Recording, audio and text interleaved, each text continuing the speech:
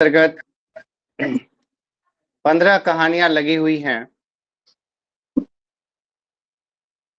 जो कि भारतीय भाषाओं के अनुरूप देखा जाए तो अलग-अलग भाषाओं के माध्यम से,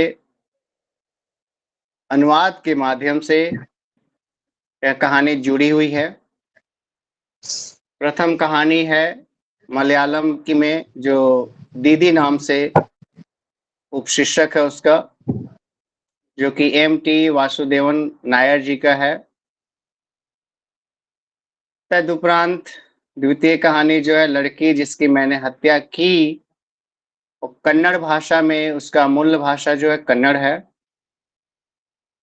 इसके लेखक हैं आनंद। ट्रेडिल तमिल भाषा में उसकी जो मूल प्रति है, जो मूल भाषा है उसका, वो तमिल भाषा में है। जो रचनाकार हैं डी जयंतकांतन है। उसके उपरांत प्राणधारा है तेलुगु का। उसके उपरांत अपने लिए शोक गीत बंगला का कहानी है। एक अविस्मरणीय यात्रा जो है असमी भाषा में। उसके उपरांत बेघई ओडिया में है। विद्रोह मराठी में। ओरे चुरुगन मेरे कोंकणी में है। चिंता गुजराती में है। दूजो कवि राजस्थानी में है। टोबा से टैक्सी उर्दू में। अपना अपना कर्ज पंजाबी में। जवाबी कार्ड कश्मीरी और 5 पत्र मैथिली में। मूल रूप से इसका जो अगर हम 15 कहानियां लगी हुई हैं एमएचडी 12 के अंतर्गत, लेकिन व्याख्या के दृष्टिकोण से देखा जाए तो 10 कहानियों को ही व्याख्या पूछी जाती है एमएचडी के अंतर्गत, 12 के अंतर्गत। इसमें पहला कहानी है टोबा टेक सिंह, दूसरा है अपने लिए शोक गीत, दीदी, विद्रोह, चिंता, लड़की जिसकी मैंने हत्या की, ट्रेडिल, प्राणधारा, वेघई और दूजो कबीर। ये 10 कहानियां जो है एमएचडी 12 के अंतर्गत व्याख्या खंड आपसे पूछे जाएंगे। कुछ संवाद होंगे पात्रों के माध्यम से। उस पात्रों के का व्याख्या करना है, पात्र समझाना क्या चाह रहा है, समाज को क्या कहना चाह रहा है, लेखक के माध्यम क्या है उसका कहलवाने का, क्यों कहलवा रहा है उस पात्र से, इसके बारे में। तो आज हम सर्वप्रथम कथा के माध्यम से आप लोग को कुछ कहानी वस्तु की तरफ ले जाऊंगा। उसके उपरांत विशेषता उसकी बताऊंगा, चरित्र चित्रण, उसके उपरांत कथा में तत्व क्या क्या होते हैं उस पर चर्चा करेंगे। तो सबसे प्रथम सारांश की ओर बढ़ेंगे, जिसमें हम सर्वप्रथम कहानी आज लेते हैं टोबा टेक सिंह। टोबा टेक सिंह, अगर आपके पास पुस्तक है तो पुस्तक को पेज संख्या जो है 184 नंबर है, देख लीजिए और वहां से हम लोग आरंभ करेंगे।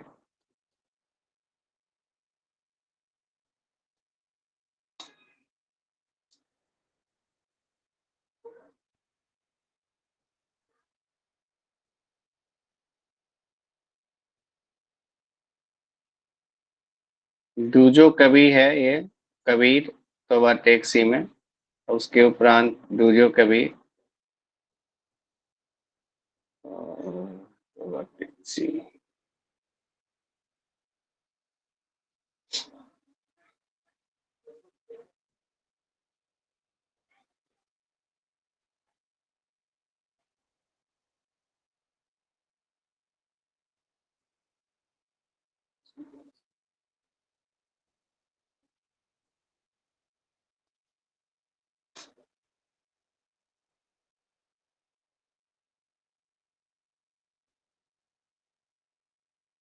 टोबा टेक सिंह कहानी का जो शीर्षक है, उसके रचनाकार हैं शहादत हसन मंटो। अगर लेखक का परिचय दें जिसके बारे में इससे पूर्व MHD 9 के तहत हमने बताया भी था कि ऐसे लेखक हैं, थे, कि उन्हें जिस प्रकार आप कथा दे दें और वह घंटा भर में आपको कथा लिख के दे देते। उनके पास शब्दों का जो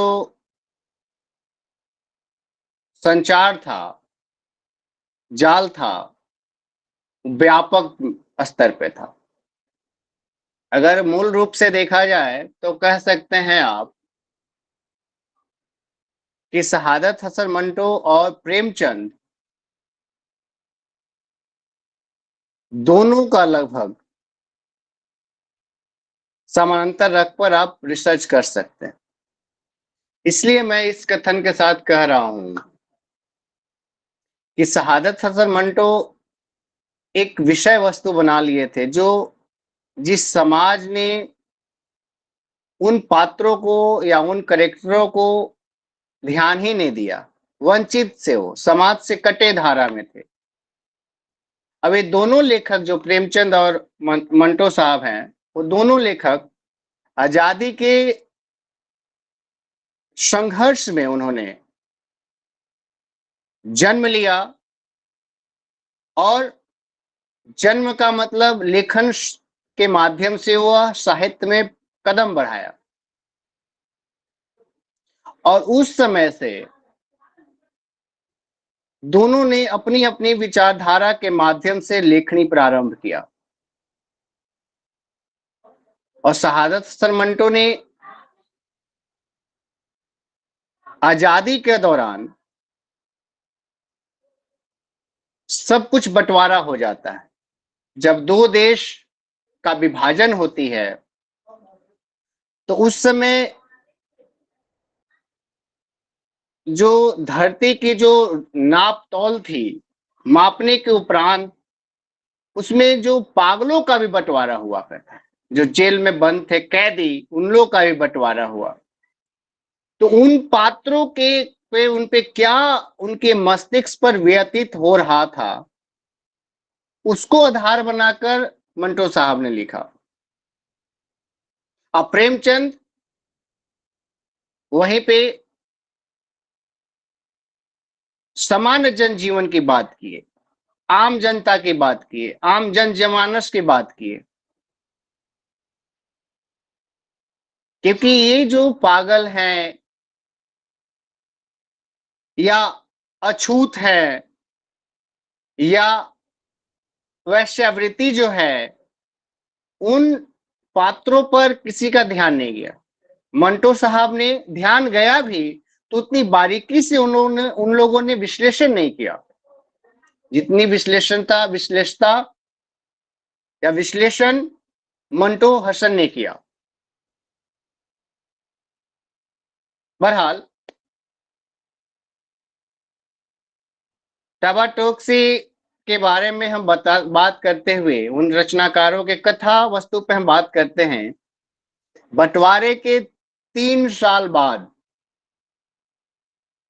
पाकिस्तान और हिंदुस्तान की जो हुक्मरान था, वो ख्याल आया कि सामाजिक कैदियों की तरह पागलों का भी तबादला होना चाहिए। यानी जो मुसलमान पागल हिंदुस्तान के पागल खानों में है, उन्हें पाकिस्तान पहुंचा दिया जाए और जो हिंदू और सिख पाकिस्तान के पागल खाने में है, उन्हें हिंदुस्तान के हवाले कर दिया जाए। अब मालूम नहीं यह बात उचित थी या अनुचित, फिर भी बुद्धिमानों ने फैसले के मुताबिक इधर उधर उच्च ऊंची सतह की कॉन्फ्रेंस हुई और आखिरी पागलों के तबादले के लिए एक निश्चित दिन मुहैया कर दिया गया।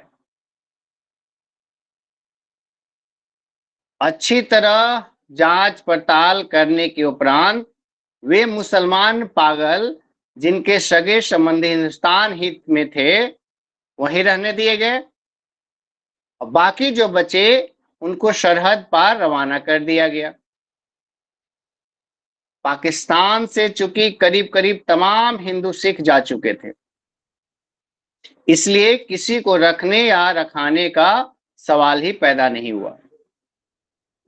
जितने हिंदू सिख पागल थे सबके सब पुलिस की हिफाजत में बॉर्डर पर पहुंचा दिए गए।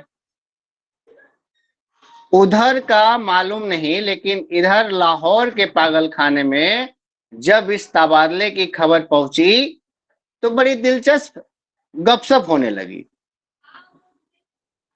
एक मुसलमान पागल जो 12 वर्ष से हर रोज बाकायदगी के साथ नमाज पढ़ता था, उससे जब उसके एक दोस्त ने पूछा, मौलवी साहब यह पाकिस्तान क्या होता है, तो उसने बड़े सोच विचार के साथ जवाब दिया कि हिंदुस्तान में एक ऐसी जगह है जहां उस्तरे बनते हैं। यह जवाब सुनकर दोस्त संतुष्ट हो गया। इसी तरह एक सिख पागल ने एक दूसरे सिख पागल से पूछा, सरदार जी हमें हिंदुस्तान क्यों भेजा जा रहा है, हमें तो वहां की बोली नहीं आती। दूसरा मुस्कुराया, मुझे तो हिंदुस्तान की बोली आती है। हिंदुस्तानी बड़े शैतानी आकड़ आकड़ फिरते हैं।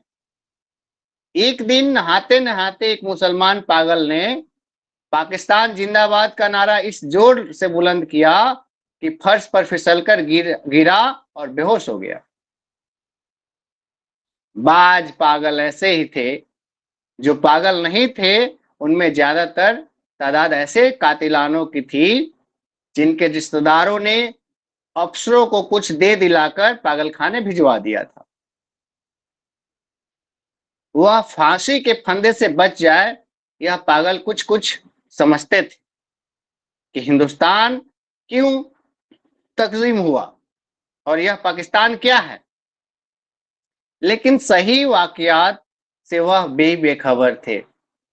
अखबारों से उन्हें कुछ पता नहीं चलता था और पहरेदार सिपाही अनपढ़ और जाहिल थे, जिनकी वार्तालाप से वह कोई नतीजा बरामद नहीं कर सकते थे। उनको सिर्फ इतना मालूम था कि एक आदमी मोहम्मद अली जिन्ना है, जिनको कायदे आजम कहते हैं, उसने मुसलमान के लिए अलहदा मुल्क बनाया है जिसका नाम पाकिस्तान है। यह कहाँ है, इसकी भौगोलिक स्थिति क्या है, इसके बारे में कुछ नहीं जानते थे।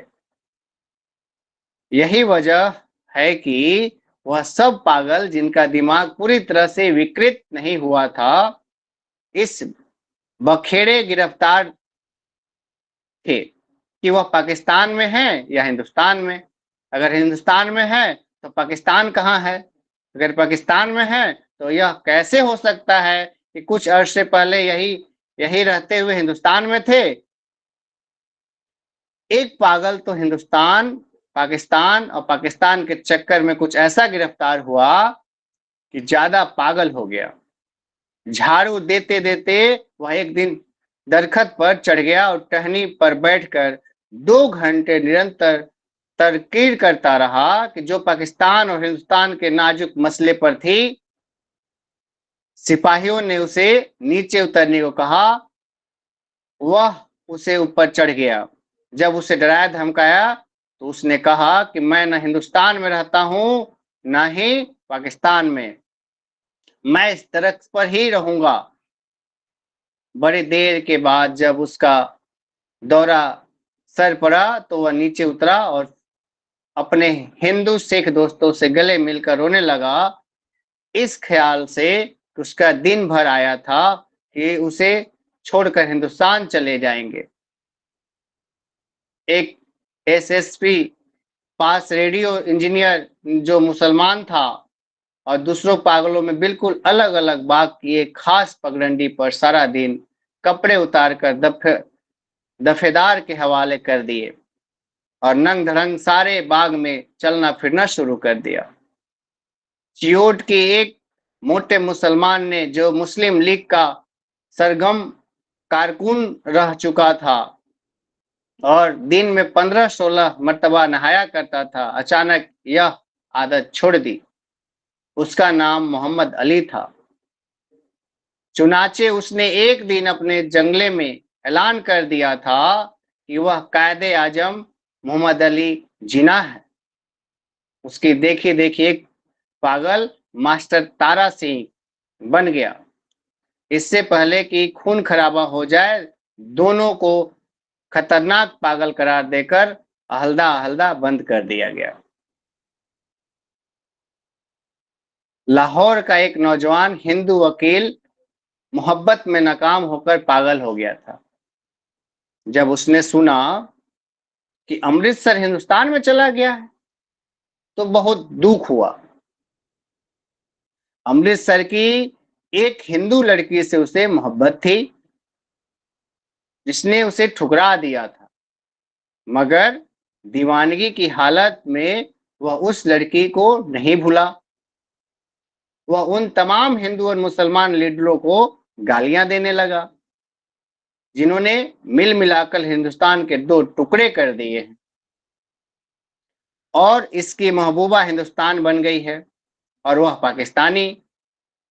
जब तबादले की बात शुरू हुई तो उस वकील को कई पागलों ने समझाया कि वह दीर बुरा न करे, उसे हिंदुस्तान भेज दिया जाएगा, उसी हिंदुस्तान में जहां उसकी महबूबा रहती। मगर वह लाहौर छोड़ना नहीं चाहता था। उसका ख्याल था कि अमृतसर में उसकी प्रैक्टिस नहीं चलेगी। यूरोपियन वार में दो एंग्लो इंडियन पागल थे। उनको जब मालूम हुआ कि हिंदुस्तान को आजाद करके अंग्रेज चले गए, तो उनको बहुत सदमा हुआ। वह छुप छुप कर घंटों आपस में महत्वपूर्ण समस्या पर वार्तालाप करते रहते कि पागल खाने में अब उनकी हैसियत किस किस किस्म की होगी। यूरोपियन वार्ड रहेगा या उड़ा दिया जाएगा। ब्रेकफास्ट मिला करेगा या नहीं। क्या उन्हें डबल रोटी के बजाय बल्टी ब्लडी इंडियन चपाती तो जहरमार नहीं करनी पड़ेगी। एक सिख था, जिसे पागल खाने में दाखिल हुए 15 वर्ष हो चुके थे। हर वक्त उसकी जबान से यह अजीबोगरीब शब्द सुनने में आते थे: औपर दी गड़ गड़ दी ऑनरिक्स दी बेधियाना दी मुग दी दाल आफ दी लालटेन। वह न दिन को सोता था न रात को। पहरेदारी का यह कहना था कि 15 वर्ष के तवील अरसे में वह एक पल के लिए भी नहीं सोया था। वह लेटता भी नहीं था, अलबत्ता कभी कभी दीवार के साथ टेक लगा लेता था। हर वक्त खड़ा रहने से उसके पांव सूज गए थे, पिंडलियां भी फूल गई थी, मगर जिस्मानी तकलीफ के बावजूद वह लेटकर आराम नहीं करता था। हिंदुस्तान, पाकिस्तान और पागलों के तबादले के बारे में जब कभी पागलखाने में वार्तालाप होती, तो गौर से सुनता था। कोई उससे पूछता कि उसका क्या ख्याल है, तो बड़ी सादगी से जवाब देता था: ऑफर दी गड़ गड़ दी अनसैक दी बेघाना दी मूंग दी दाल ऑफ दी पाकिस्तान गवर्नमेंट।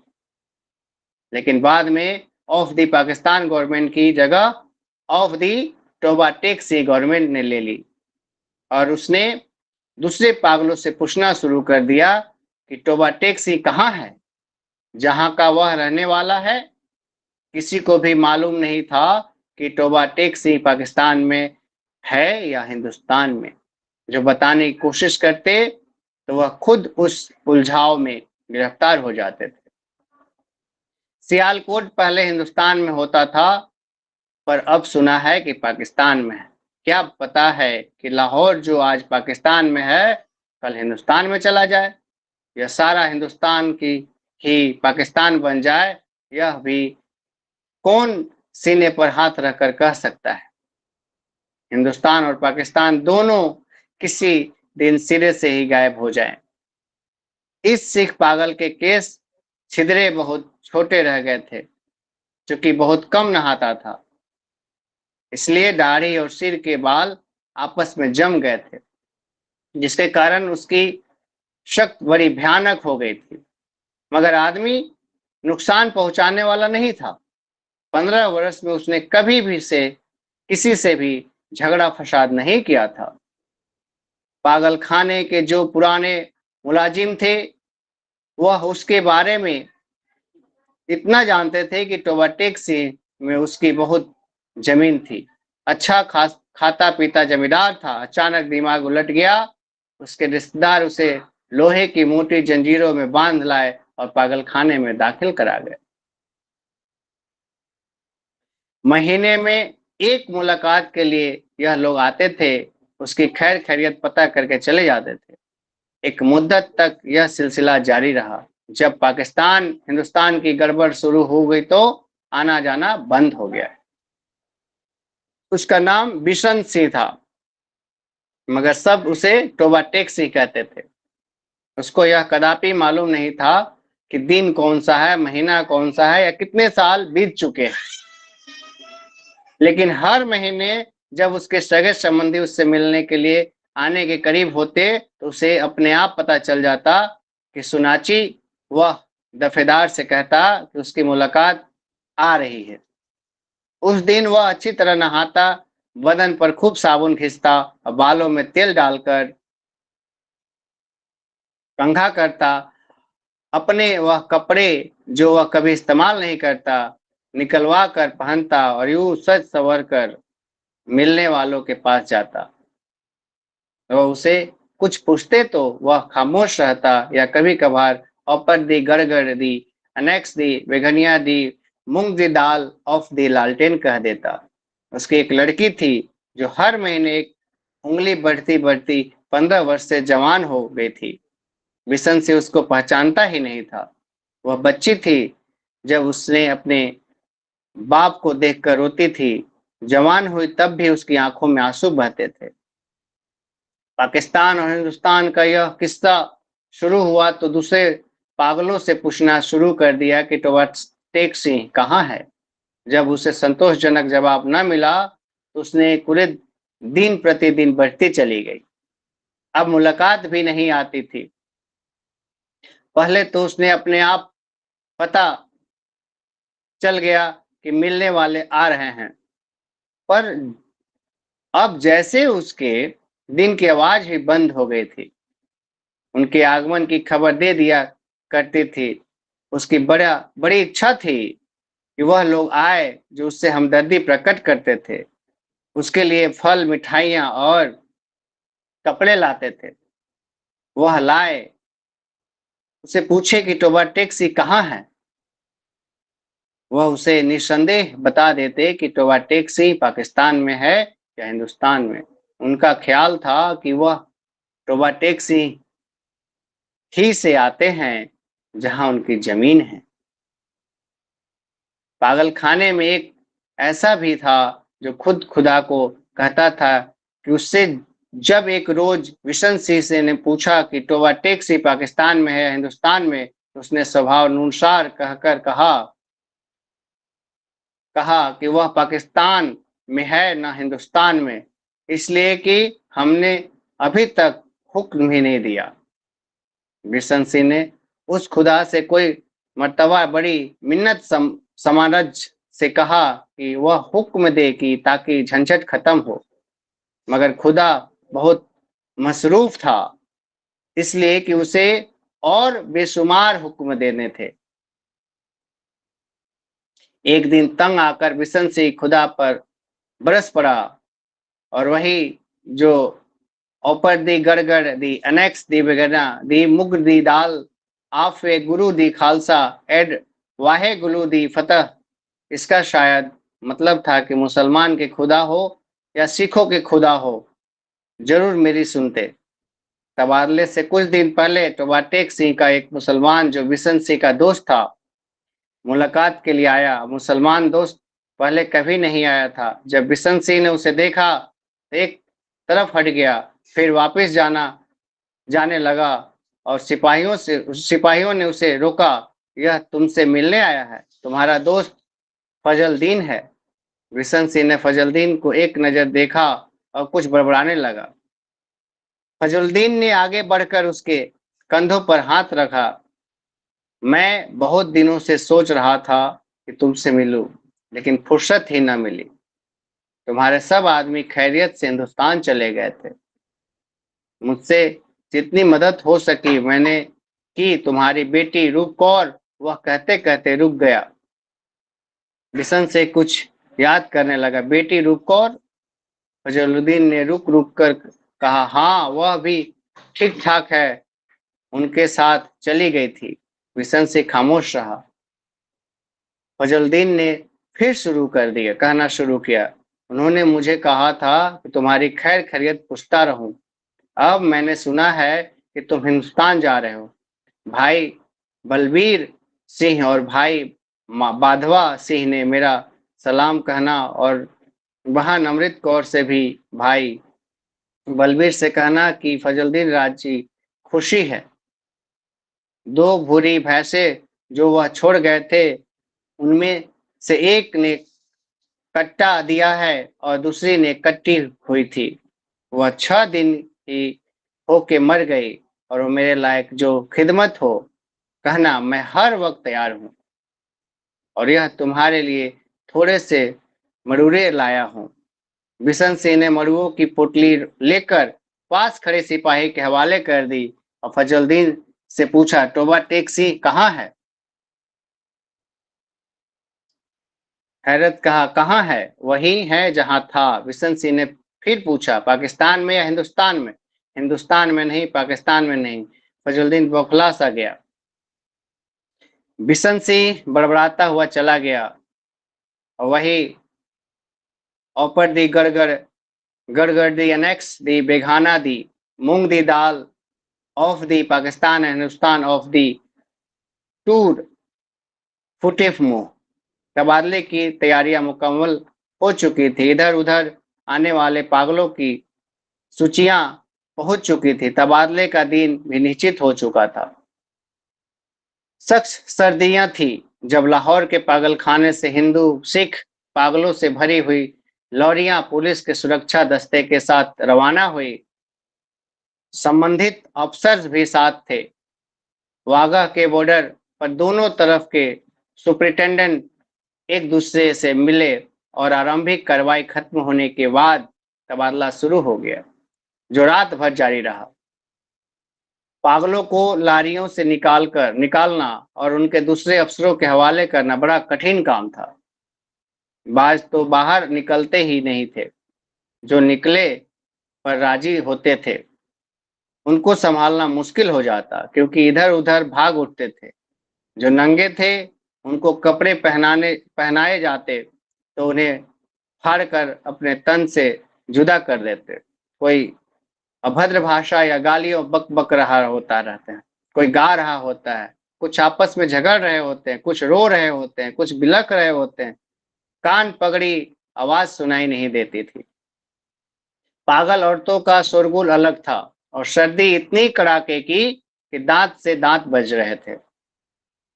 पागलों का बहुमत इस तबादले के हक में नहीं था, इसलिए कि उनकी समझ में नहीं आ रहा था कि उनकी अपनी जगह से उखाड़कर वहां फेंका जा रहा है। वह चंद पागल जो कुछ सोच समझ सकते थे, पाकिस्तान जिंदाबाद और पाकिस्तान मुर्दाबाद के नारे लगा रहे थे। 2-3 बार फसाद होते होते बचे, क्योंकि जब बाज मुसलमान और सिखों को यह नारे सुनकर तैस आ गया था। जब बिशन सिंह की बारी आई और वो आगह के उस पार का संबंधित अफसर, उसका नाम था, रजिस्टर में दर्ज करने लगा, तो उसने पूछा कि टोबा टेक सिंह कहाँ है, पाकिस्तान में या हिंदुस्तान में? संबंधित अफसर हंसा, पाकिस्तान में। यह सुनकर बिशन सिंह उछल कर एक तरफ हटा और दौड़कर अपने बाकी बचे साथियों के पास पहुंच गया। पाकिस्तानी सिपाही ने उसे पकड़ लिया और दूसरी तरफ ले जाने लगे, मगर उसने चलने से इनकार कर दिया। टोबा टेक सिंह यहाँ है, और जोर जोर से चिल्लाने लगा। उसके बाद औपर दी गड़गड़ का धुन गाने लगा। उसने बहुत समझाया कि देखो, अब टोबा टेक सिंह हिंदुस्तान में चला गया है, अगर नहीं आया तो उसे फौरन वहां भेज दिया जाएगा, मगर वह न माना। जब उसको जबरदस्ती दूसरी तरफ ले जाने की कोशिश की गई तो दरमियान में एक जगह इस अंदाज में अपनी सूजी हुई टांगों पर खड़ा हो गया जैसे उसे कोई ताकत नहीं हिला सकेगी। आदमी चूंकि हानि पहुंचाने वाला न था, इसलिए उससे अधिक जबरदस्ती की गई।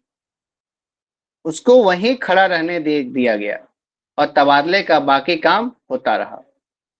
सूरज निकलने से पहले संज्ञाहीन जड़वंत विशन सिंह के हलक से एक आकाश भेदी चीख निकली। इधर उधर कई अफसर दौड़ते आए और आदमी जो 15 वर्ष तक दिन रात अपनी टांगों पर खड़ा रहा, औधे मुंह लेटा, और उधर खारदार तारों के पीछे हिंदुस्तान था, इधर वैसे ही तारों के पीछे पाकिस्तान दरमियान में जमीन के उस टुकड़े पर जिनका कोई नाम नहीं था, टोबा टेक्सी पर पड़ा था।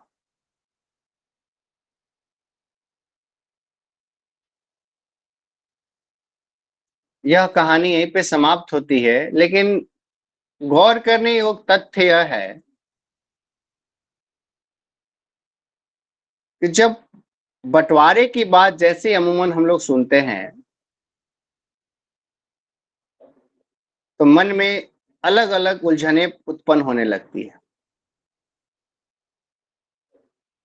बंटवारा किस चीज का? जमीन के 2 गज टुकड़ों के खातिर, इंसानियत के खातिर, जहां पे पागलों के भी मन मस्तिष्क में यह था, विस्थापन का नाम सुनते ही उन लोग के मन और मिजाज जो है तिलमिला सा उठता है, जो कि पागल हैं। किस इसमें मंटो साहब ने किस अंदाज से कहानी बयां किया। जो स्थान का नाम रहता है, उस स्थान के माध्यम से पागलों से क्या कहलवाना चाह रहे हैं। बड़ा त्रासदी वाली संदर्भ है। व्यक्ति कई वर्ष तक चाहे जिस परिस्थिति में रह रहा हो, और अचानक उसे यह इल्म हो कि उस स्थान से दूसरे स्थान तक उसका हस्तांतरण किया जा रहा है और उसका कोई कसूर भी नहीं है। कई चंद अफसरों ने और कई राजनीतिक व्यक्तियों ने यह तय किया और यह बंटवारा प्रारंभ हो गया।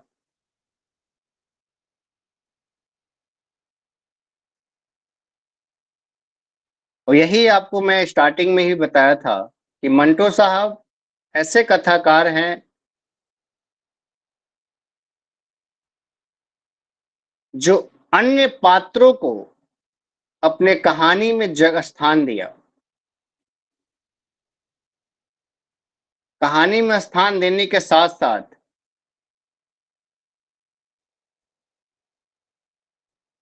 उसमें देश विभाजन का जो कार्यविधि थी,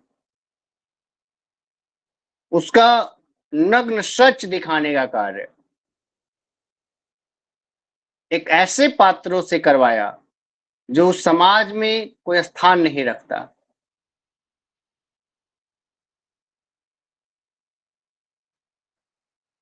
बहरहाल इस पे विचार कीजिएगा कि टोबा टेक सिंह में उसकी क्या खासियत है। चलिए कुछ कुछ हम शॉर्ट लाइंस के अंदर माध्यम से इस कहानी में जो प्रवासन का जो पीड़ा दिखाने का प्रयत्न किया है मंटो साहब ने, देश का विभाजन,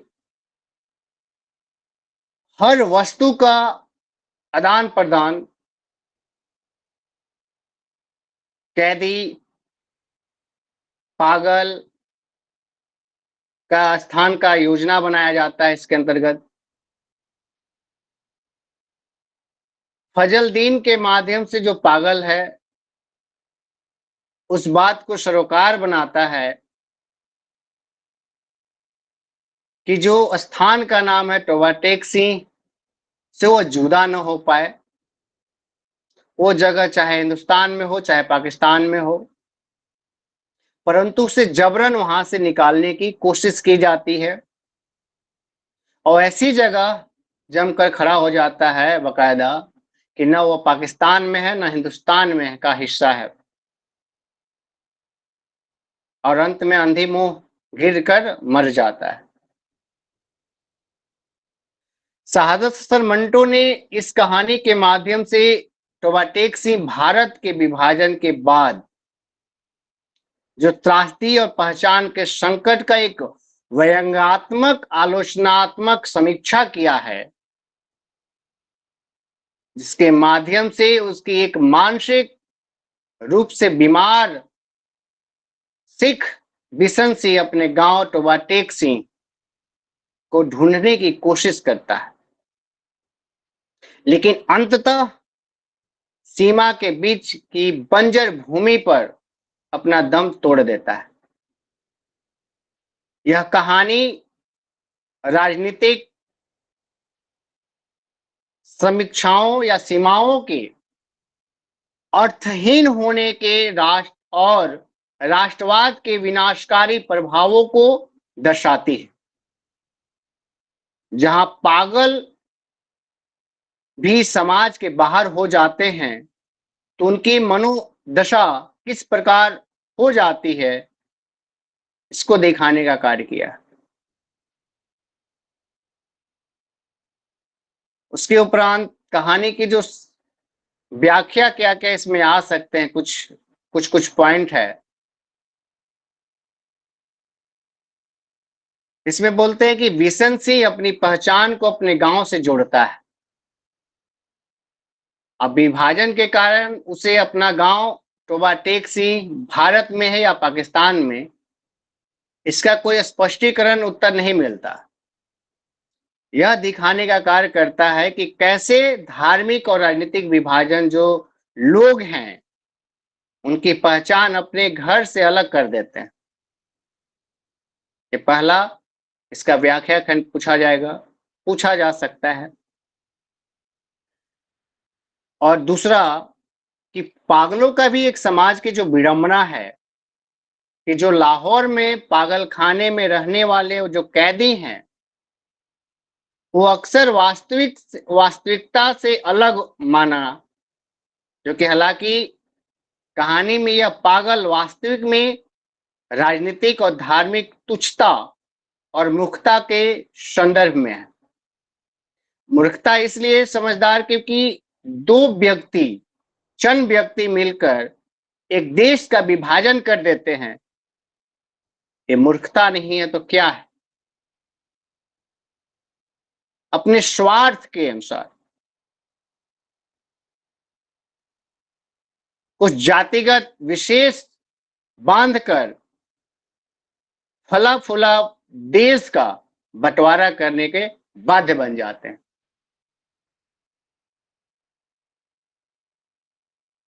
और उनकी दुर्दशा अपनी जड़ों की ओर भागने की इच्छा और समाज की अव्यवस्था को दर्शाती है। पहला है इसमें पहचान का संकट कि वो अपना पहचान कैसे बचाएगा। अपना पहचान उस टोबाटेक्सी स्थान के नाम से होता है, उसका बिशन सिंह का। दूसरा, पागलपन और समाज की विडंबना, क्योंकि बंटवारा जब होता है तो एक दंश नहीं झेलते हैं, चाहे वो पागल हो चाहे वो स्वस्थ मनुष्य हो, प्राणी हो, इंसान हो।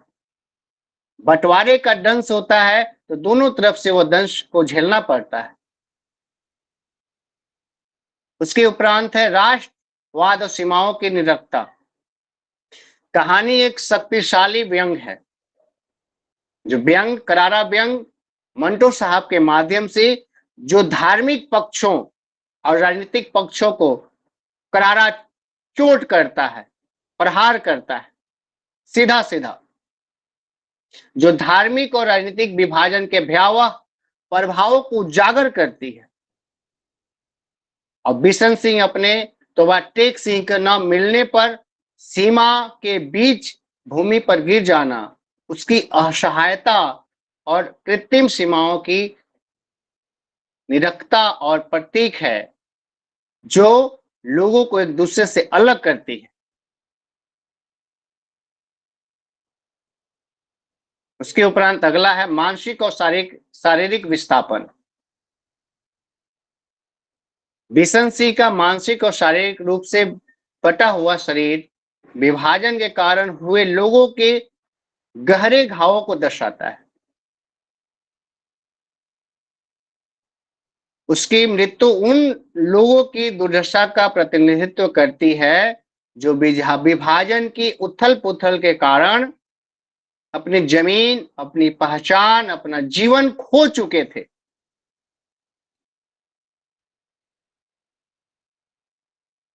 यह जो महत्वपूर्ण कड़ी थी, उसके माध्यम से हमने आपको बात को रखा। उसके उपरांत विश्लेषण की अगर हम बात करें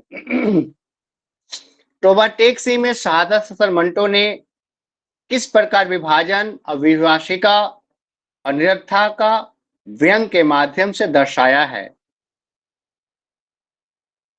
या बिशन सिंह का चरित्र चित्रण के माध्यम से व्यक्तियों के मानसिक और भावनाओं का विघटन का कैसे प्रतीक बना। उसके उपरांत इस कहानी के माध्यम से पागलखाने में एक छोटे समाज या देश के रूप में क्या दर्शाया गया है, उसके पीछे मंटो का क्या उद्देश्य था।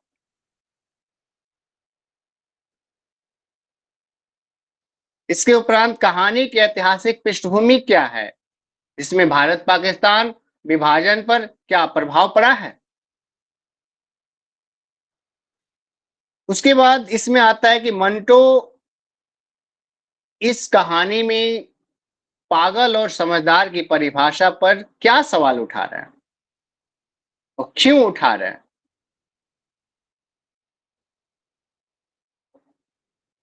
तोबा टेक से कहानी में पागल के माध्यम से राष्ट्रवाद, अपनी पहचान, भूमि के प्रति वफादारी, अलग-अलग विषयों को बनाकर इसमें प्रस्तुत किया है।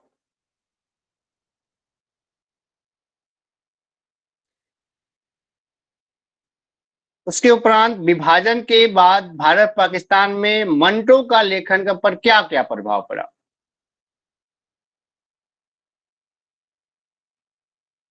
इस तरह से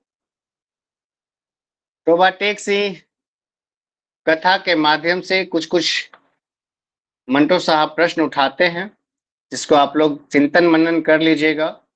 उसके उपरांत हम बात करेंगे, दूसरी कहानी की ओर बढ़ेंगे। कहानी के शीर्षक है कहानी का दीदी, जो कि मलयालम कहानी है।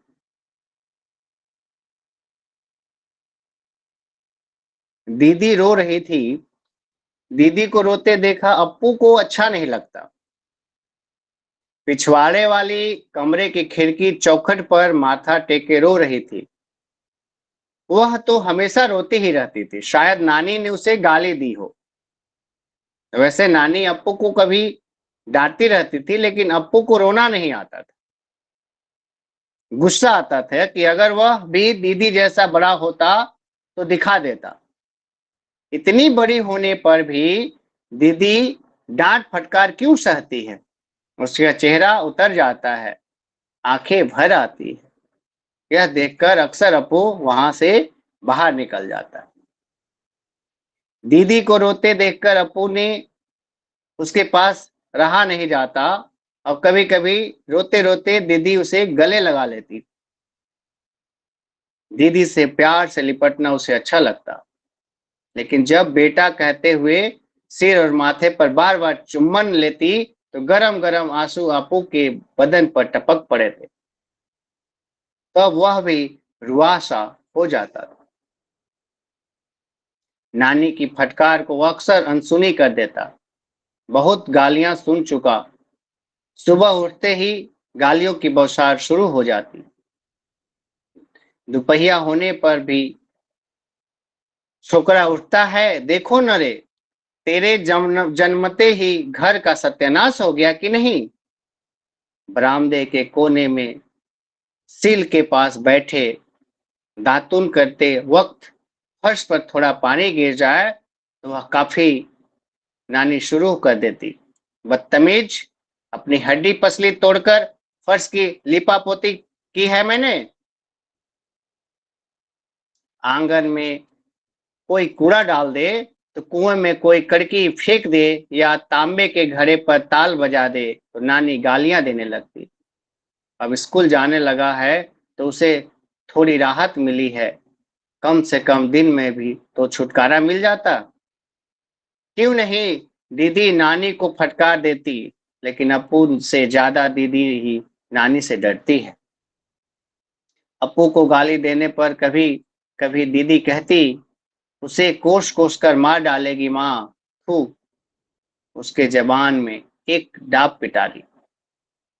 उसने भी बस नहीं करती, ऐसे ही शक्कर समझकर क्यों नहीं चाट लेती। जब अपना ही खून हो तब अपने बछेड़ कोई छूने जाए तो कैसे कजरी गाय सिंह तान कर आगे बढ़ती है, उसी तरह नानी उछलती हुई आती। अरे किस गिरे, हाय राम, मुझसे ज्यादा कहलवाना नहीं रही। बातें जब यहाँ तक पहुंचती तो अप्पू चुपचाप आंगन की तरफ निकल जाता। वह अहाते में चक्कर को साथ लेकर घूमता रहता। कभी कभी कद्दू के बेल के बीच लुका छिपी करते लाल पिछवाड़े टंगड़े को पकड़ने की कोशिश करता, लेकिन कभी वह उसके हाथ न लगता। बाहर काफी देर बिताकर अप्पू घर लौटता। इस बीच उसे ख्याल आता कि दीदी पिछवाड़े के कमरे में खिड़की पर माथे टिके सिसक रही होगी। संध्या समय नाम जपने का काम अप्पू को तकलीफदेह लगता था। गलियारों में बैठकर ही यह काम करता। कई बार नमः शिवाय रटना पड़ता, फिर नक्षत्रों वाली नाम रटना पड़ता। इन सब में उससे कोई गलती नहीं होती थी।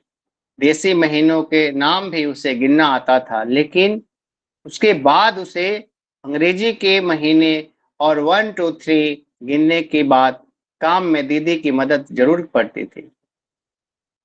दीदी को अंग्रेजी आती थी। पौर की दीवार पर टंगी कान्हा की तस्वीर वाले कैलेंडर में छपी अंग्रेजी दीदी पढ़ लेती थी। आखिर दीदी की पढ़ाई 8वीं तक हुई थी। सब कुछ रटने के बाद वह दीदी के पास चुपचाप जा बैठता। दीदी उसके बालों पर उंगलियां फेरने लगती। तभी पड़ोस के बड़े घर से गाने की आवाज आती। वह कभी उधर नहीं गया। बाड़े के इस तरफ से देखा भर है, वहां काफी लोग रहते थे। वहां से गाने की आवाज आ रही थी। गाने वाली और बातें करने वाली एक पेटी वहां आई थी। यह पेटी गाती और बोलती कैसे है। चक्कर कहता है कि उसके अंदर कोई बैठा होगा। चक्कर को कुछ भी नहीं आता, वह तो स्कूल भी नहीं जाता। कजरी गाय सिर्फ उसी की को सिंह नहीं मारती, यह तो उसके बड़प्पन से नहीं, उसके हाथ की लकुट्टी देखने से है। वे सारे गीत शायद सिनेमा के थे। अप्पू ने अभी तक कोई सिनेमा नहीं देखा। स्कूल के साथ उसके साथी यशोदा और मनी ने सिनेमा देखा है। सिनेमा की तस्वीरों से बनी एक थैली उसे जरूर देखी थी। गाना सुनकर दीदी पर अक्सर पागलपन सवार होता। फिर कुछ पूछा जाए तो जवाब देती। पता नहीं क्यों इस तरह नाराज रहती थी। कभी कभी दीदी इसी तरह चुप्पी सीधे साध बैठ जाती थी। यह दीदी कितनी अजीब है। फिर भी उसने दीदी पसंद थी। सवेरे स्कूल जाने के उपरांत दीदी ही उसे नहलाती। सूखी तरुई के रेशे से शरीर रगड़ रगड़ कर नहलाना उसे पसंद नहीं। अंगोछे की नोक से कान के अंदर साफ करते वक्त उसे गुदगुदी होती। दीदी ही कंजी परोस देती। कंजी पी लेने के उपरांत गीले अंगोछे से छाती और पानी में पोंछ लेता और पिछले दिन धोकर रखी कमीज और धारीदार जांघिया पहनाती। बालों पर कंघी करके चेहरे से तेल चिकनी परत एक बार और पोंछ देती। इसके बाद वह स्कूल रवाना हो जाता। रात को वह खाने बैठता तो दीदी भी पास बैठ बैठ जाती। दीदी का कौर बनाकर खिलाना उसे पसंद था, लेकिन नानी के सामने दीदी उसे कौर बनाकर नहीं खिलाती, क्योंकि एक बार नानी ने डांटा था, यह क्या दुधमुहा बच्चा है जो तू कौर बनाकर खिलाती है। दीदी कभी कभारी नानी को जवाब देती, लेकिन दीदी की बात सुनने सुनने पर नानी पर भूत सवार हो जाता। फिर कोहराम मच जाता। नानी की जली कटी बातें सुनने के बाद दीदी रोने लगती और कभी कभी नानी भी रो उठती।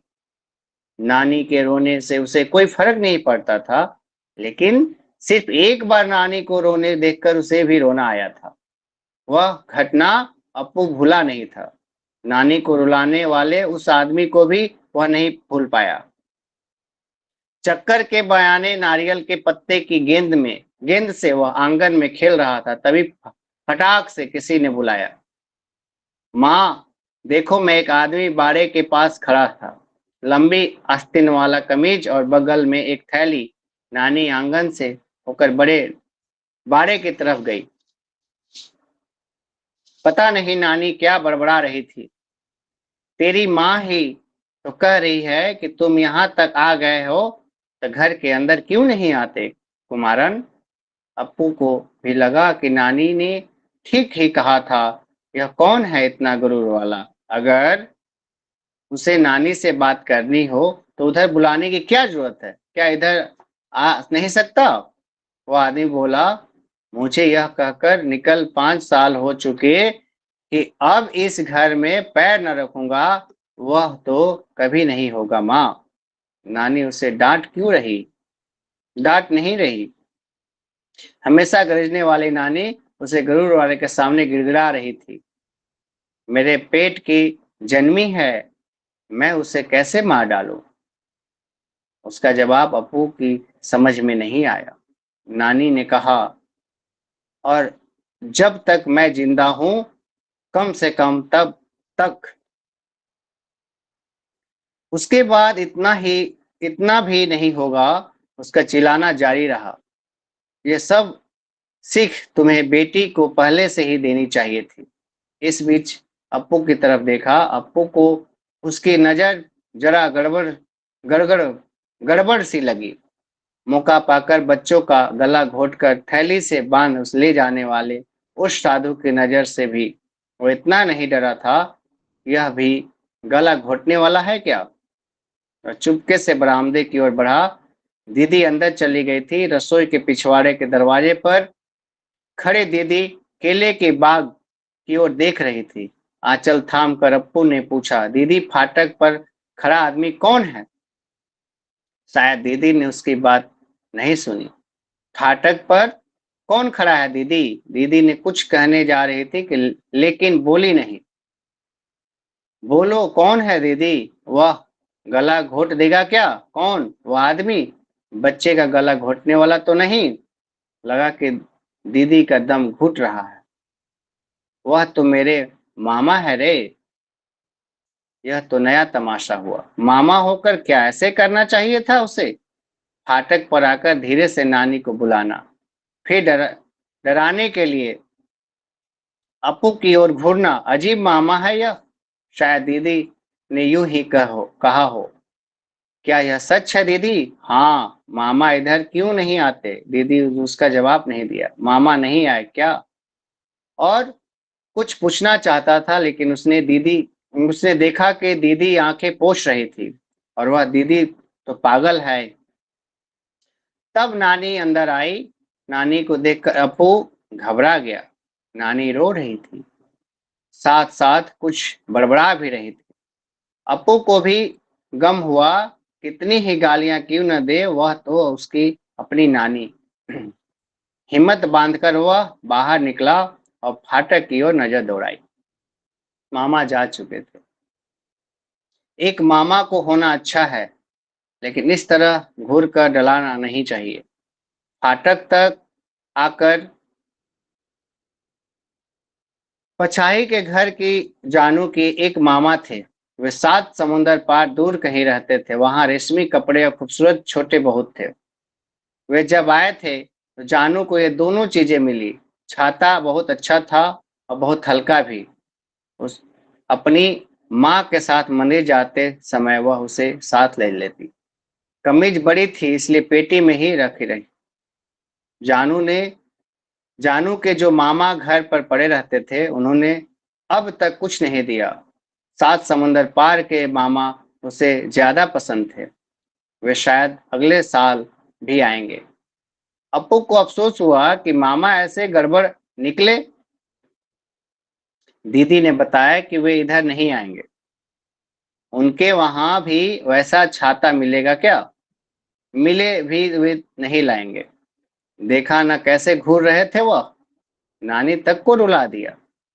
रूठने से घर नहीं आते होंगे, लेकिन वे रूठे किससे थे? अब की बार आने पर उनसे पूछ के ठान ली थी, लेकिन मामा नहीं आए। यहाँ मामा रहते हैं कहाँ? दीदी तो बताती नहीं। जानू भी ऐसे एक आदमी को नहीं जानती। जानू को यकीन ही नहीं होता कि अप्पू के भी एक मामा है।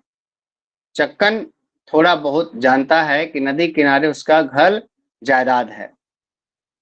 चक्कन कहता है कि उसने देखा है कि जब उधर से होकर गुजरता उसी नए घर पर खपड़ेल छाया रह रहा था।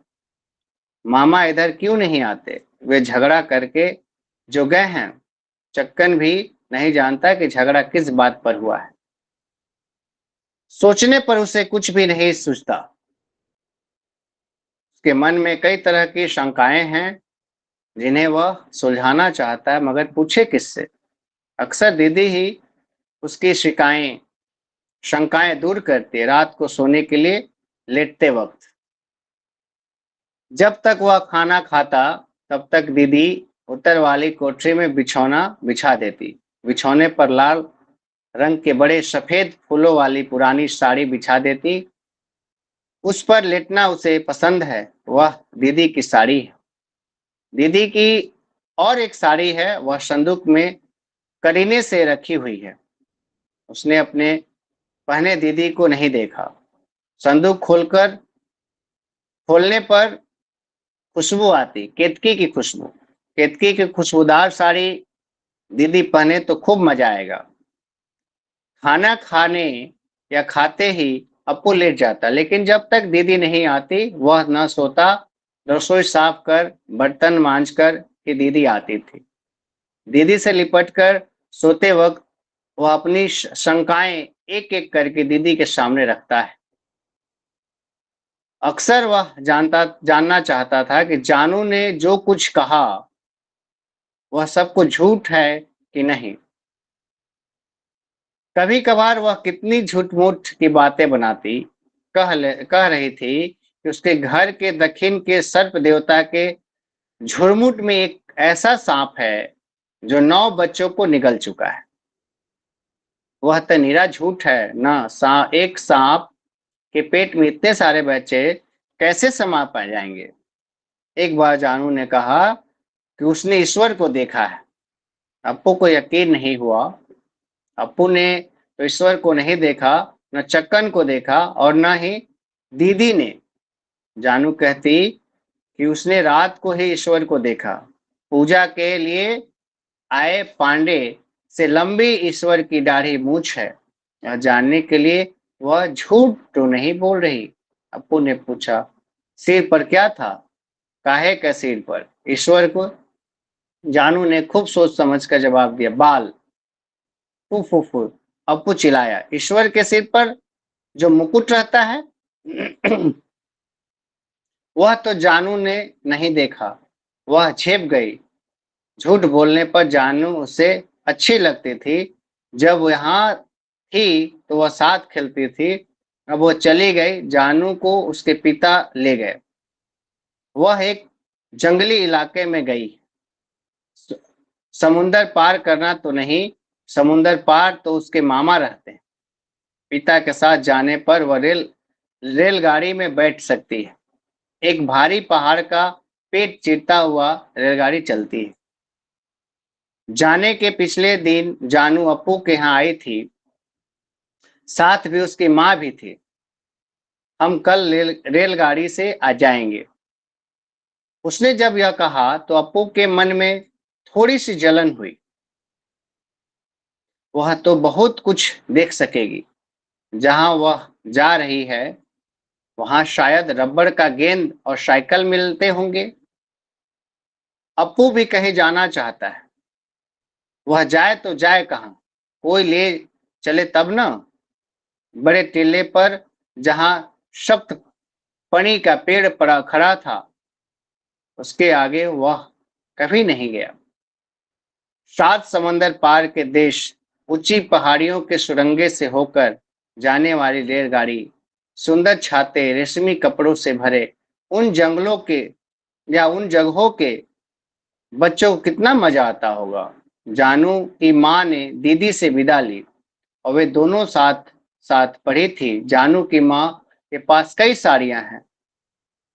वे जानू के पिताजी के साथ कई जगह पर गई। एक और भी मजेदार बात है कि जानू के पिता ने उसकी माँ मुन्नी के पिता कहती है। अब जब जानू की माँ चली गई तो दीदी की आंखें भर आई। शायद दीदी भी पहाड़ी सुरंगों को पार करने वाली रेलगाड़ी में कहीं जाना चाहती हो। दीदी कहीं नहीं जाती, यहाँ तक कि मंदिर के तालाब पर भी नहीं। घर के कुएं पर नहाती है। फाटक वाले भगवती के मंदिर का मेला देखने नानी गई, अप्पू भी गया, फिर भी दीदी नहीं गई। दीदी नहीं चलेगी नानी। तब नानी बौखला उठी, ए छोकरे चुप रह। पिछले जेठ के महीने से वह स्कूल जाने लगा था। अब 2 महीने के बाद परीक्षा शुरू होगी। उसमें पास होने वाले दूसरे दर्जे में बैठेंगे। जानू अपने पिता के पास पहुंचने के बाद शायद वहीं किसी स्कूल में भर्ती हो जाएगी। वहां भी तो स्कूल होंगे। वहां हमारे केलू मास्टर जैसे मास्टर लोग भी होंगे क्या? न होता होना ही अच्छा है, पिटाई से तो बच सकती है। क्लास में अप्पू का एक दोस्त है, कुटनीशकरण। खेत के उस पार उसका घर है। दोनों साथ साथ स्कूल जाते हैं। केलू मास्टर कभी कभी ट्यूशन की कुटी चातन पुकारते थे। यह सुनकर सब हंसते थे। उसके साथ यह नाम ठीक नहीं लगता था, ठीक ही लगता था, लेकिन केलू मास्टर की मार बर्दाश्त के बाहर थी। कुटिष्करण के ने एक बार उसे एक नींबू दिया। वो अपने घर लाया था और उसके पिछले दिन कुछ नींबू खरीदे थे। उसकी मंझली दीदी की शादी थी। शादी में नींबू का क्या काम? बेवकूफ, तुम यह भी नहीं जानते क्या? वह इस तरह बोल रहा था जैसे उसने बहुत शादियां देखी हो। शादी के बारे में कुटिष्करण ने सारा ब्यौरा उसको दिया। बहुत से लोग आएंगे, पंडाल में बैठने वाले बारातियां पर गुलाब जल छिटकते हैं। गुलाब जल खूब खुशबूदार होता है। बाद में चंदन और नींबू सबको दिया जाता है। अप्पू को इस बात पर यकीन नहीं हुआ। अगर साफ साफ कह दे यह सब झूठ है, शायद। वह पूछता है, क्या तुम्हारी शादी देखी भी है, या तुमने भी शादी देखी है? तब मानना पड़ता कि नहीं देखी। इसके उपरांत अप्पू ने कहा कि मेरे यहाँ जब दीदी की शादी होगी तब तुझे भी नींबू दूंगा। तुम्हारी कोई दीदी कहाँ है? यह सुनकर अप्पू काफी गुस्सा है। उसने 4 बार कहकर कनपट्टी पर तमाचा लगाने का मन हुआ। मोटा तगड़ा इसलिए नहीं किया। मेरी दीदी फिर कौन है रे? अरे बुद्धू, वो तेरी माँ है। तब कुटिशन की मूर्खता पर उसे हंसी आई। उसे लल्लू को केलू मास्टर कुटिचन सही नाम दिया है। जा, तुझको खाक पाता है, फिर तू आया बड़ा जानने वाला। मेरी माँ कह रही थी कि तेरी माँ क्या जाने। फिर दोनों में झगड़ा शुरू हुआ। कुटीशकरण ने नींबू वापस मांगा और नींबू उसके सामने फेंक कर अप्पू ने नाक भौं सौकड़ी। इस तरह स्कूल से लौटते वक्त उसने सोचा कि दीदी मेरी माँ कैसे हो सकती है। उसके कोई माँ बाप नहीं है तो उसके तो दीदी और नानी है। बस नानी के क्या विसात। छोकरे ऐसा मत कर, वैसा मत कर, तेरे जन्मते ही उससे वह दीदी काफी, बस दीदी काफी। फिर उस अच्छी दीदी को माँ कहने वाले कुटी चातन को क्या किया जाए। उसने माँ नहीं चाहिए, माँ होती है तो क्या मुसीबतें झेलनी पड़ती है। ये सब वह देखता रहता था। दीदी की माँ है ना कि नानी, क्या दीदी को वह कभी चैन से बैठने देती है। पिछले 4-5 दिनों से दिन रात रोती रहती है। नानी अब गाली नहीं देती। दीदी भी कैसी पगली पगली है। दीदी अप्पू से नाराज नहीं रहती होती। रात को सटकर लेटते समय दीदी ने बहुत कुछ कहा। कोई कहानी तो नहीं, कहानी सुनना ही अप्पू को पसंद है। दीदी को कई कहानियां आती हैं। रत्न ढूंढ निकालने वाले राजकुमार की कहानी। उसको सुनने के बाद रत्न मिलने पर उसे छिपाने की तरकीब उसे सूझ पड़ी। रत्न को कोबर में ढका जाए तो उसकी नमक चमक बाहर निकल नहीं पड़ती। फिर पत्थर बन जाए वाली राजकुमारी की कहानी। जिंदा करने के लिए बच्चों की बलि चढ़ाकर पत्थर पर खून चढ़ाने वाली बात सुनकर रोना आया। अब दीदी कहानियां नहीं सुनाती, चुपचाप पड़ी रहती। थोड़ी देर बाद पूछती, सो गया बेटे। नहीं बेटा, तू खूब पढ़ाई करना। जी, बड़ा होकर दीदी का खूब ख्याल तो करेगा कि नहीं। यह कैसी बेतुकी बात है। फिर भी हाँ भरता है। दीदी का तो एक ही तू ही है रे। 2-3 दिनों से दीदी की तबीयत खराब है। वह चुपचाप पप्पू को नहलाती खिलाती बाल संवारती। यूं उसके चेहरे की ओर ताकती रहती, फिर एकदम गुमसुम बनी रहती। यह दीदी पागल जो ठहरी। दोपहर बीच वाले कमरे के फर्श पर नानी और दीदी लेटी तो नानी को कहते हुए सुना है कि उसकी बात सोचकर तुमने मन मारने की कोई जरूरत नहीं। दीदी कुछ भी नहीं बोली। जो हो गया सो हो गया। इधर उधर की बातें सोचने से कहीं पहुंच ही नहीं पाओगी। अगर यह ठीक हुआ तो बस बेड़ा पार हो ही समझो। वह सुनकर भी दीदी चुप रही। वह सब सकरन नायर ठीक कर देगा। वह बड़ा नेक आदमी है। तुम क्या कह रही हो माँ। तुम नानी के कुछ ऊंची आवाज में बोली। यूं ही सब कुछ बर्बाद न करो। अगर यह भी हाथ से निकल गया तो बस जिंदगी भर पछताओगी। यह धोखाधड़ी है ना, दीदी पूछती। यह सब तुम्हें जानने की जरूरत नहीं।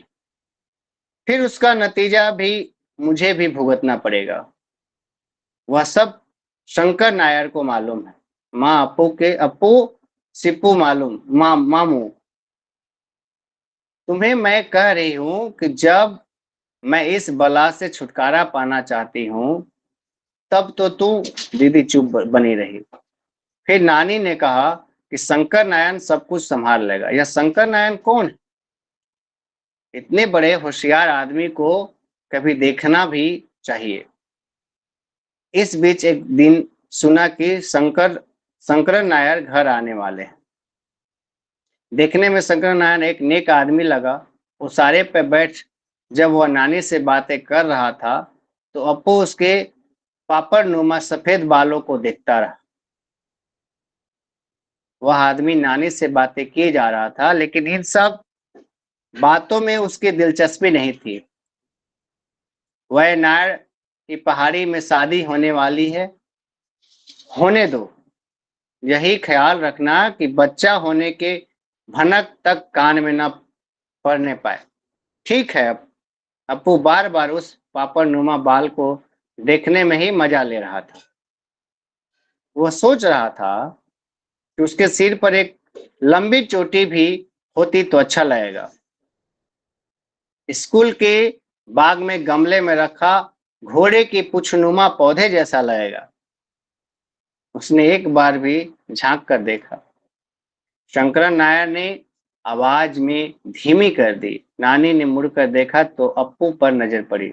अप्पू, आंगन में जाकर खेलो। वह अंदर चला गया। थू, उनकी पंचायत, वह नायर की शादी से उनको क्या लेना देना? एक नींबू तक नहीं मिलेगा। कोई चाहे शादी कर ले, अप्पू को क्या बिगड़ता है? अंदर के कमरे का चावल का बक्सा उसने खोलकर जोर से बंद किया। उसके अंदर से एक नन्हा सा तिलचट्टा झांक रहा था।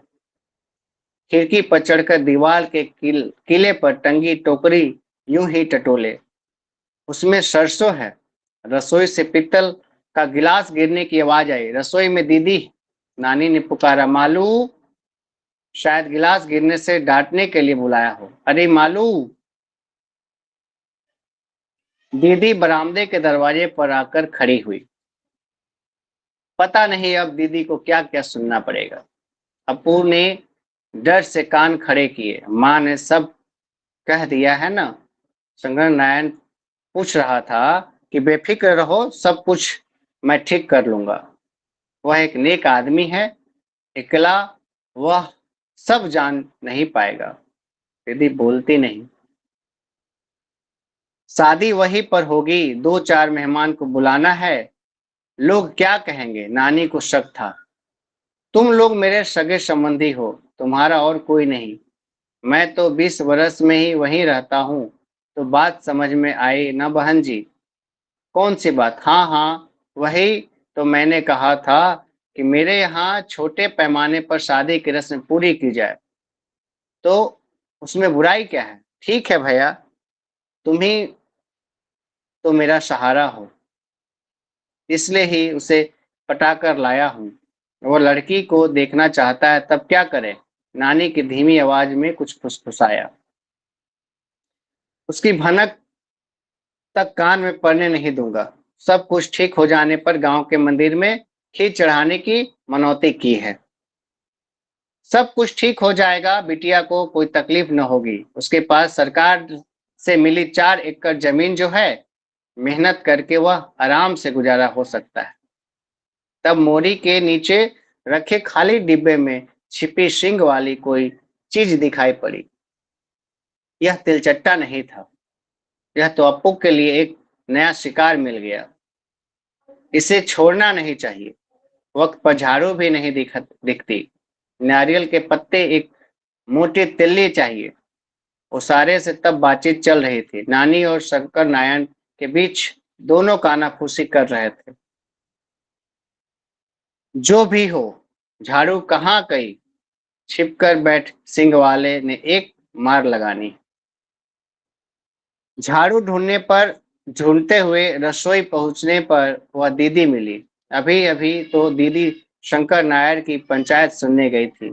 जब दीदी से पूछा कि झाड़ू कहाँ है, तो उसने अप्पू को गोद में उठा लिया।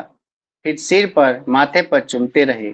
दीदी के आंखों में आंसू और उसके चेहरे और सिर पर टपक पड़े। शंकर नायर दीदी को कुछ गाली तो नहीं दे रहे थे। नानी भी नाराज नहीं हुई थी। फिर दीदी क्यों रो रही थी? यह दीदी पर कैसी पागलपन है सवार हुई है? रात को दीदी ने पूछा कि अगर दीदी नहीं तो बिटुआ नानी के पास सोएगा ना? मैं तो दीदी के पास सोऊंगा। अगर दीदी भी चली जाए तो? दीदी किधर जा रही है? दीदी चुप रही। बार बार पूछने पर जवाब मिला, कहीं भी नहीं। दीदी ने यूं ही कहा था। सच? अप्पू ने तसल्ली की सांस ली। एक दिन वह स्कूल से आया। उसे मीठा सा पकवान आटा मिला। वह हमेशा नहीं बनता है, लेकिन कोई खास चीज मिलने पर चक्कर के सामने खड़े होकर खाने की जिद अप्पू करता है। उस छोकरे का लालच देखते ही बनता है। दीदी ने कहा कि वह बहुत लालची है, इसलिए उसके देखते हुए खाना नहीं खाना चाहिए। लेकिन वह लुटकिया बना रह सकता है। कजरी सिर्फ उसी पर सींग नहीं मारती। वह चाहे तो कजरी को गले लगा सकता है। आटा छिपाए दीदी की नजर बचाकर वह आंगन की ओर निकला। चक्कन फूस के ढेर से फूस निकाल रहा था। हमेशा की तरह आज उसे टुकड़े के लिए विनती नहीं की। अपुन को बड़ी मालकिन ने दिया है। झूठ। मैं उसके आने पर चाय की पत्ती और चीनी ले आया। किन किनके आने पर? मेहमान आने के। लोग देखिए छोटे मालिक, चक्कन के गांठ खोल कर दिखाया। बीड़ी के 3 टुकड़े जो साहब आए थे उन्होंने पी कर फेंके थे। अगर बीड़ी पीते हैं तो जरूर बड़े आदमी होंगे। शंकर नारायण के पापड़ जैसे बाल होने पर वह बड़ी बीड़ी नहीं पी सकता। पिछले हफ्ते जब आया था तो नानी की तरह पान चबाता रहा। बहुत बुरी बात है। मेहमान लोग कहाँ हैं? दीदी से पूछने के लिए अंदर दौड़ा। दीदी अहाते में ही थी। नानी रतालू छीन रही थी। नानी, मेहमान कहाँ हैं? कौन से मेहमान? यहाँ कौन मेहमान आएगा? यमराज है क्या? चक्कन ने नाम नहीं बताया था। अगर यमराज ही है तो वह है कहाँ? यह जानना चाहता हूँ। ये छोकरे, बदतमीजी दिखाओगे तो तुम्हारी हड्डी तोड़ दूंगी। अरे रहने दो, एक मेहमान जो आया तो पांव जमीन पर पड़ते ही नहीं नानी के। उसने फिर कुछ नहीं पूछा। रात में कुछ देर सोने के बाद आंखें खुली। बिस्तर पर दीदी नहीं थी। कमरे में दिया जल रहा था। दीदी संदूक खोलकर सामान करीने से रख रही थी। केतकी की खुशबू आ रही थी। जब वह सोने लेटा था तब दीदी पास थी, तो फिर उठी क्यों? रात को दिया जलाकर संदूक में धोती और ब्लाउज कैसे ठूस रही है?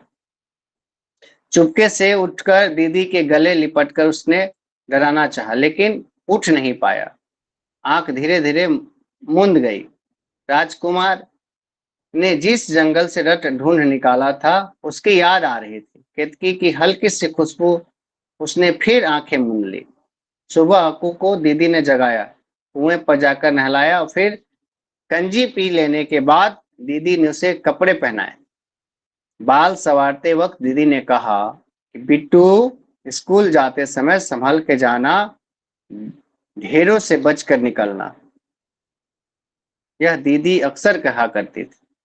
उसने मान लिया। बच्चों से झगड़ा मत करना। हूँ नानी जो है तो पूरा ध्यान रखेगी। हूँ नानी का कहना मानना और नखरे मत दिखाना। नानी बुरी है, मुझे तो सिर्फ दीदी ही चाहिए। बिट्टू हाफते हुए अप्पू को छाती से लगाकर दीदी ने टूटी सी आवाज में पुकारा, मेरे बेटे। अप्पू को डर था कि कहे दीदी रो न पड़े। अब की बार दीदी नहीं रोई, इसलिए उसे हैरानी नहीं हुई। तब उसने कहने का मन हुआ, सुनो दीदी, बेटे मुझे एक दफे माँ कहकर पुकार। वह उसे अच्छा नहीं लगा। क्यों दीदी? कुछ नहीं, यूं ही। दीदी कैसे माँ होगी? दीदी ने उसका जवाब नहीं दिया। दीदी के हाथ ढीले हो गए और वह मुंह मोड़कर चुप खड़ा रही। कुछ देर के बाद किले पर टंगी थैली अप्पू के हाथ में दे दी और बोली, बेटा जा। अप्पू के ताड़ के पत्ते से बना छाता कांधा पर रखकर उसके रंगीन डंडी पर थैली लटकाए आंगन से चल पड़ा। फाटक पार करने पर फिसलकर गिरने को हुआ, लेकिन गिरा नहीं। मुड़कर देखा, किसी ने देखा तो नहीं। उसारे के दरवाजे के सहारे दीदी उसे ही एकटक देख रही थी। यह डराने वाली आंखें दीदी को कैसे मिली?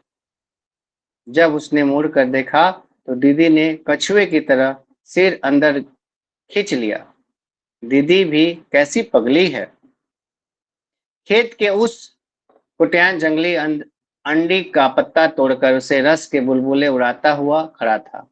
उसके थैली में 2 आंवले थे। छोटा आंवला उसे अप्पू को दिया और छोटा होने पर वह खूब मीठा था। एक सूखा नारा पगडंडी और छोटा सा टीला पर करके उसके स्कूल जाना था। टीला पार करते करते समय डर लगता था। बहुत सी गायें भी होंगी। कोई बात नहीं, कभी पास के बड़े घर का सांड भी वहां होगा। अप्पू ने उसे नहीं देखा, न दिखे पड़े। दोपहर को नारायण की पेंसिल उसके हाथ से छूट गई और नारायण रोया। मास्टर जी से शिकायत करने जा रहा था कि कुटेचन बीच में पड़ा।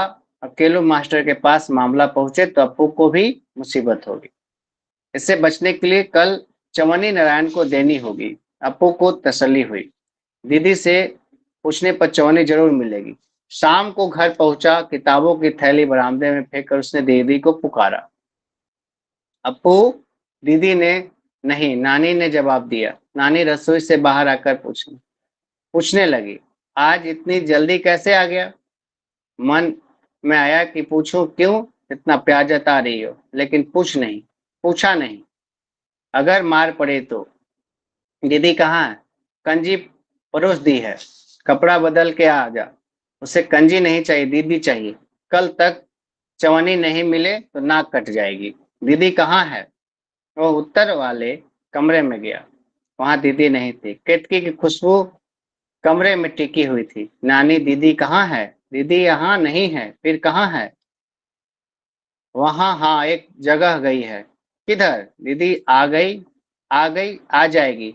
अप्पू के लिए गेंद लाएगी। गेंद वह लाए, ठीक है। फिर भी उसे साथ लिए बिना बिना बोले वह क्यों गई? उसे गुस्सा आया। अजीब है, दीदी दीदी ने ऐसा किया ना, अप्पू बात तक न करेगा। इस दीदी को क्या करे? दीदी के संदूक में चवन्नी होगी। एक नहीं, दो चवन्नी लूंगा। उसके लिए डांटने आया तो दिखा दूंगा। लेकिन संदूक कहाँ थी? उसको रोना आया। नानी ने फिर पुकारा, अप्पू खाना नहीं खाएगा? वह आंगन में निकल पड़ा। बिल्व के चबूतरे से एक पत्थर लेकर फेंका, फिर पिछवाही की ओर चल पड़ा। अप्पू को नानी की कांजी परोसी। अप्पू को नानी का प्यार नहीं चाहिए। दीदी को आने दो, रबड़ की गेंद लाकर दोगी तो दूर फेंक दूंगा। हाँ, नानी ने पुकारा। अप्पू को कुछ नहीं चाहिए। उसे लगा कि जी भर रोए। दीदी से भी जो गुस्सा है उसे आंसुओं में उतार जोर जोर से रोए। अगर दीदी बढ़िया गेंद और मिठाई लाए तब क्या करना चाहिए? तो भी दीदी बिना बताए चली गई ना। अजीब है ना दीदी, या दीदी भी कैसी पगली है।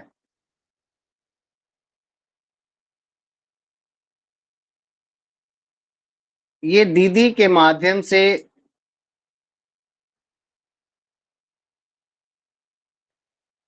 M.T. वासुदेव नायर ने एक ऐसी कथा सुनाई है जो कि M.T. वासुदेवन नायर की जो ज्ञानपीठ पुरस्कार से नवाजित।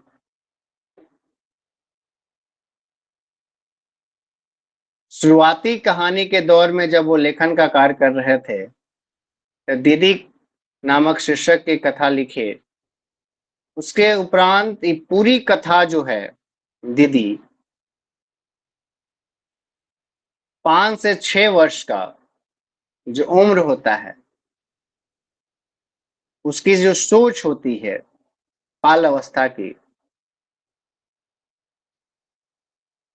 उस सभी घटनाक्रमों को के माध्यम से दिखाने का प्रयत्न करते हैं।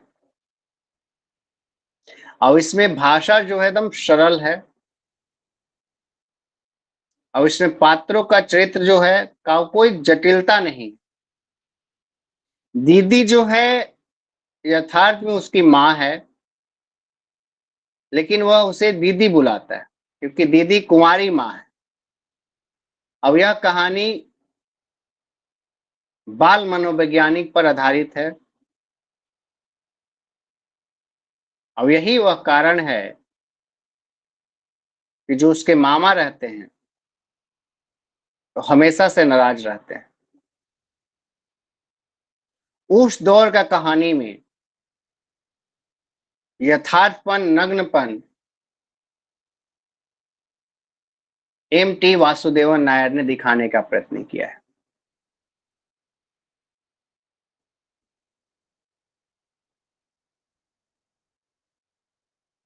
उसके उपरांत लड़की जिसकी हत्या मैंने की,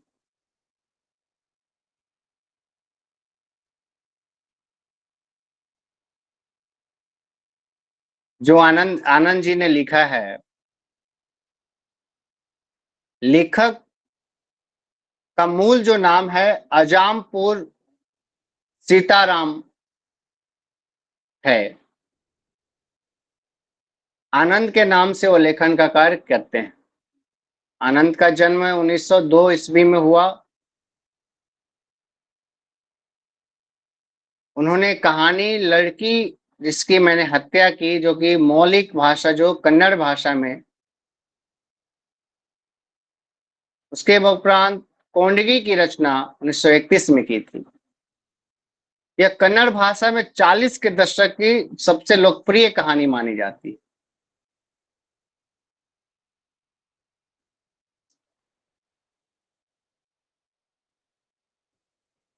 कन्नड़ कथाकार आनंद जी भारतीय समाज को विवेकशील सहृदयता से देखने का एक प्रभावशाली कोशिश करते हैं।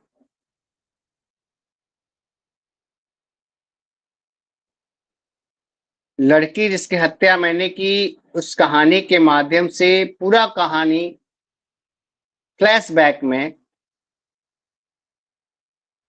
फ्लैशबैक शैली में लिखी गई है। इस कहानी का जो वाचक है वो स्वयं लेखक है। लेखक अपनी यात्रा का विवरण अपनी धर्म पत्नी लक्ष्मी को पत्र के माध्यम से भेजता है। अब पूरी कहानी जो है चेन अम्मा के इर्द गिर्द घूमती रहती है। इस कहानी में अंधविश्वास की कोख से पैदा हुआ है।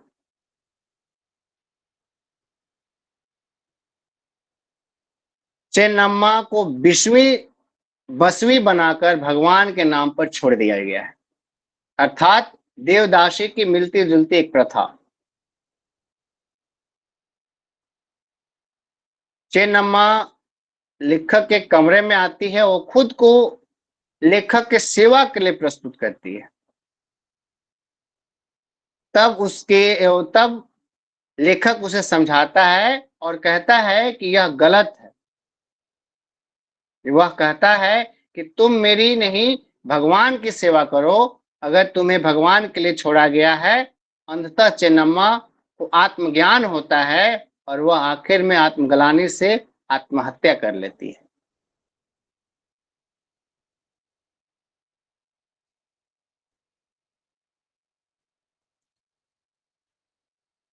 आपको जैसा मैंने बताया कि देवदासी के ऊपर यह कथा फ्लैशबैक में लिखी गई है। 6-7 वर्ष की पहले की बात है। गर्मी की छुट्टियों में मैं अपने प्रांत मैसूर घूमने निकला। मुझे अपने प्रांत के प्रसिद्ध शिला शिल्पों को चित्र के रूप में संग्रहित करने का पागलपन सवार चढ़ गया था। जब से मैंने सोमनाथपुर, बेरुल और हेलीवाडू आदि का वर्णन पुस्तकों में पढ़ा, तब से हमने निश्चित किया कर लिया, चाहे जो भी हो जाए, अपने जीवन में एक बार शिल्पों की ओर अपनी आंखों से अवश्य देखकर आऊंगा। इसलिए जब भी यात्रा भ्रमण पर निकलता हूं, तो यह सोचकर बहुत खुशी होती है कि मेरी आशाएं या आशा का सपना सच हो रहा है या सच हो गया है। अब जो भी कुछ कहूंगा अपनी मेरी यात्रा के बारे में एक भाषण नहीं, मेरी यात्रा के एक बीच, एक गाँव, 1-2 दिन बीच घटी एक बात है। उस गाँव का नाम होता है नागवली। यूँ कहना चाहिए कि मेरे वहाँ पहुँचने तक मेरी यात्रा का 3/4 भाग समाप्त हो चुका था। तब तक मैं लगभग 100-150 चित्र एकत्र कर चुका था। वे सब मेरी स्वतः यानी स्वयं द्वारा ली हुई तस्वीरें थी। नागवली में एक जाने-माने आदमी थे, करियप्पा। वे उस गाँव के एक तरह से मुखिया ही थे। मैंने उन्हीं के घर में ठहरा हुआ था। या यूँ समझिए कि कहानी यहीं से आरंभ भी होती है। जब मैं गाँव में पहुँचा तो रात के लगभग 9 बज रहे होंगे। अपना सारा सामान पैठ की एक गाड़ी में डालकर मैं उसके पीछे चल कर आया था। सारी रात बैलगाड़ी का सफ़र मुझे कुछ जचा नहीं। मैंने सोचा कि वह रात उसी गाँव में काट लेनी चाहिए। इसलिए गाड़ीवान ने पूछा कि क्यों भैया, यहाँ ठहरने की कोई इच्छा है क्या? या अच्छी जगह है क्या? उसने करियप्पा का नाम बताकर, मालिक यही आ गया हो तो मैं उनसे पूछ कर आता हूँ, वे सब प्रबंध कर देंगे। मैंने कहा ठीक है। कोई 10 गज चलते ही उनका घर मिला। मैंने गाड़ी के पास ही खड़ा रहा, गाड़ीवान उतरकर उस घर में गया। अब 1-2 मिनट बाद एक आदमी साथ आकर बोला, मालिक यहीं करियप्पा जी हैं? करियप्पा मेरे पास आकर बड़े नम्र भाव से हाथ जोड़कर बोले, पधारिए महाराज, इसे अपना ही घर समझिए। मैंने भी उन्हें हाथ जोड़कर नमस्कार करते हुए कहा कि आपको कष्ट दिया। इस पर वे बोले, आप यह कैसी बातें करते हैं? इसमें कष्ट काहे का? आपने कृपा करके हमारे घर पधारना स्वीकार कर लिया, यही हमारे लिए सौभाग्य है। कष्ट की बात मत कहिए, इधर से आइए। उन्होंने अपने घर की ओर हाथ दिखाते हुए कहा, पुकारा, अरे ओ तिम्मा, मालिक का सारा सामान बरामदे में रख दो। हम दोनों जाकर आपने गौर किया होगा कि अभी तक जितनी सरस भाषा में या तहजीब भाषा में प्रयोग किया गया है, इससे टबाटेक से, उसके उपरांत दीदी, उसके उपरांत लड़की जिसकी मैंने हत्या की, भाषा का संयम देखिए आप। किस तरह से लेखक ने ताना-बाना बुना है, भाषा को संयोजित किया है। बहरहाल हम दोनों जाकर उनके घर के बरामदे में बिछी हुई चटाई पर बैठ गए। करियप्पा का परिवार बड़ा था, भरा पूरा घर था। मेरे बैठते ही भीतर से 3-4 छोटे-छोटे बच्चे भागते हुए बाहर आकर कौतूहल से हमारे चारों ओर खड़े हो गए। मेरा हैट बूट उन्हें तमाशे जैसा लगा होगा। बरामदे की बगल में ही एक कमरा था। आप गौर कीजिए कि आजकल पौराणिक समय में जब हमारे घर में कोई अतिथि या मेहमान पधारते थे, शब्दों का अनुसरण और जो आस-पड़ोस के जो लोग होते थे या घर के जो सदस्य होते थे, बाल्य से लेकर वयस्क तक, सभी के मन में यह कौतूहल जागृत होती थी कि हमारे घर अतिथि आए हैं, वो कौन हैं? क्या हैं? इस प्रकार से मन में कौतूहलपन होता था। लेकिन आज के संदर्भ में देख लीजिए आप, तुलना कर लीजिएगा। बहरहाल, बरामदे की बगल में एक कमरा था। घर के नौकर ने उसका दरवाजा खोलकर सफाई करके चटाई बिछाकर एक दीपक लाकर रख दिया। गाड़ीवान ने मेरा सारा सामान उस कमरे में रख दिया। उसका पैसा चुकाता करके मैंने उसे भेज दिया। करियप्पा बोले, अब आप कपड़े बदल सकते हैं। मैंने कमरे में जाकर कपड़े उतारे और धोती कमीज बदल कर आ गया। इतने में किसी ने भीतर से गर्म पानी लाकर धर दिया।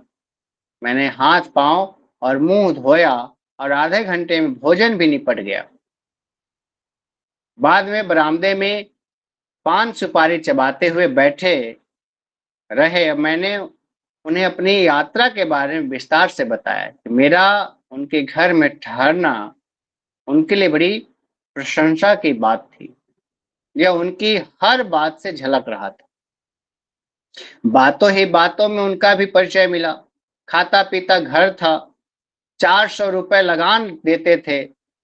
घर लोगों से भरा था। नौकर चाकर थे। गाय बैल भैंस किसी भी चीज की कमी न थी। घर भी खूब बड़ा सा बना रखा था। गांव भर में वह सबसे बड़ा घर था। सबसे बढ़कर उनकी निकटस्पट नम्रता मुझ पर प्रभाव डाला। यह गुण उनके स्वाभाविक रूप से आया होगा। मुझे ऐसा महसूस हुआ। मुझे लगा कि उनके घर में मेरा खूब सेवा सत्कार होगा। भोजन के उपरांत हमने बहुत देर तक बातें नहीं की। रास्ता चलकर अपने से जरा थका हुआ उन्होंने यह बताकर कमरे में जाकर दिया बुझाकर सो गया। सुबह जब नींद खुली तब कोई 6:30 बजे होंगे। उस समय तक मेरे कमरे के सामने पानी रखा था। मैं मुंह धोकर कमरे में बैठ गया। करियप्पा स्वयं एक कटोरे में दूध लेकर आए। उनके यहाँ कॉफी पीने की आदत न थी और मुझे दूध पीने की आदत न थी। वे इतने आदर से लेकर आए थे, इसलिए मना करना उचित नहीं सोचकर किसी तरह पी गया। उन्हें वहीं बिठाकर मैंने अपनी यात्रा में खींचे सारे तस्वीर दिखाए और विस्तार से जहां तक मुझे पता था बताया।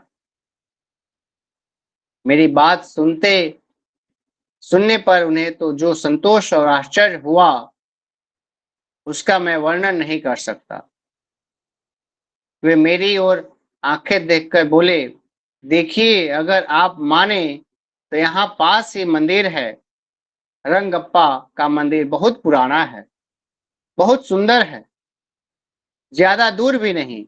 यह सुनते ही मेरे कान खड़े हो गए। मैंने पूछा, कहाँ है? यही कोई 1 कोस की दूरी पर। वह देखिए, यहाँ से दिखता है न वह मरंडी पर्वत उसी की ओर तहती में। मुझे बेलूर में खींची चित्रों का एक विवरण टिप्पणी लिखनी थी। इसके अतिरिक्त लक्ष्मी को भी पत्र लिखना था। मैंने कहा, ठीक है, कल सुबह मैं वहां जाऊंगा। आज जरा लिखने का काम है। वे बोले, ठीक है, जैसी आपकी मर्जी। उस दिन टिप्पणी और विवरण लिखने में भी 12 बज गए। खाना खाने के बाद लक्ष्मी को चिट्ठी लिखने बैठा। अपनी यात्रा में जब भी फुर्सत मिलती उसे चिट्ठी लिखता। उसमें 3/4 यात्रा का विवरण हुआ करता था और जिन मंदिरों और दृश्यों को देखता उन्हीं का वर्णन रहता था। यात्रा में रोज मुझे लक्ष्मी की बहुत याद आती थी। कई बार मैं सोचता कि यह सौंदर्य देखने को मेरे साथ मेरी लक्ष्मी नहीं है। यदि वह मेरे साथ होती तो इनका सौंदर्य और बढ़ जाता। इस दिन के लिए एक पत्र मैंने अपना नागवली पहुंचाना करियप्पा द्वारा आदर सत्कार और उनके बाल बच्चों के बारे में लिखने के बाद अगले दिन मरंडी पर्वत के जाने के बारे में लिख दिया। बाद में घर के बारे में 2-4 अपनी बातें लिखकर पत्र समाप्त किया। उस गांव में डाकिया पत्र ले जाता था, पर यह पता नहीं था कि लेटर बॉक्स कहाँ है। कोई नौकर मिल जाए तो उसके हाथ से पत्र लेटर बॉक्स में डलवा देने के इरादे से कमरे से निकला। बाहर आते ही कमरे के सामने जरा दूर बरामदे में खांचे से टेक लगाए एक जवान लड़की बैठी थी। मुझे लगा कि उस घर के मालकिन की बेटी होगी। मैं बाहर आकर खड़ा होकर सोचने लगा कि मैं क्या करूं। इतने में उसी लड़की ने आकर पूछा, आपको क्या चाहिए मालिक, हुक्म कीजिए। वह जरा मुस्कुराई। गांव की उस बच्ची की विनयशीलता और सरलता को देखकर मुझे बड़ा संतोष हुआ। मैं बोला, कुछ नहीं बेटी, यह चिट्ठी डाक में डालनी थी। मालूम नहीं लेटर बॉक्स कहाँ है, जरा बताओगी? उसने मुस्कुराते हुए 2 कदम आगे रखकर कहा कि आप क्यों कष्ट करते हैं मालिक, वह चिट्ठी दे दीजिए, मैं डाल आती हूँ। उसकी बात सुनकर कुछ और बातें करने की इच्छा हुई। मैंने पूछा, तुम्हें कष्ट तो नहीं होगा? अरे मालिक, इसमें कष्ट काहे का, आप तो बड़े हैं, तुम्हें कोई कष्ट नहीं था। नहीं मालिक, वह चिट्ठी इधर दीजिए। यह कहते हुए उसने अपने दोनों हाथ फैलाए और चिट्ठी उसके हाथ में देकर, तुम्हारा नाम क्या है? उसने शर्माते हुए, मेरा नाम तो चिन्नी है। और कहाँ चली गई? कहा और चली गई? मैंने सोचा बड़ा प्यारा है, चेनी बोलते ही बड़े प्यार से है। उसके मुख का वह नम्र भाव, उसकी आंखों में उसके निष्कलुष हृदय और निर्मल बातों में ग्रामीण प्रदेशों का एक विचित्र सा लालित्य, इन सब में मेरे हृदय को प्रभावित कर लिया। दोपहर खाना खाने के बाद थोड़ी देर से सोया। जब नींद खुली, करीब 4 बजे होंगे। मुंह धोने के बाद कमरे से बाहर आया। पुनः वही उनकी लड़की उसी जगह पर खंभे से टेके लगाए बैठी। जब मैंने देखा, मुझे बाहर आते उसने पसारे हुए पांव समेटे हुए अनमस्के होकर पल्लू से धागे खींचने लगी। मुझे पानी चाहिए था। वहां पानी मांगने के लिए और कोई न था। पहले भी मैंने उससे बात की थी। अब उसकी पच्चा निकटता से उससे कहा, चेन्नम्मा, जरा मुंह धोने के लिए पानी चाहिए था। अभी लाई मालिक कहकर प्रशंसा से भीतर गई। लगा चेन्नम्मा जन्म से ही मुस्कुराहट लेकर आई होगी। मैंने जब देखा, उसके सरल मुख पर मुस्कान ही दिखाई दी। शहर में युवतियों का मदहास उनके प्रसंगों में देखा है। वो प्राय बड़े बड़े पेड़ों को गिराने वाली आंधी जैसी होता है। मन में गर्जन करके लहरें उठाकर अरोर करोर करने की लहरें उठाने वाली मुस्कान। चिन्नम्मा की मुस्कान ऐसी न थी। मृदु भाव से इधर उधर घूमती कपड़ों में घुसकर फूलों के गुच्छों से होती हुई, परिमल से परिमूल ठंडी बयार के समान हृदय में नन्ही तरंगे उठने वाला सरल मुस्कान थी। आंधी में फंस जाए तो केवल धूप निकलती है, आंख और मुंह में मिट्टी भर उठती है, उसमें सौरभ नहीं उठता। गांव की उस लड़की की हंसी, ओह, वह तो मलका के फूल के समान थी।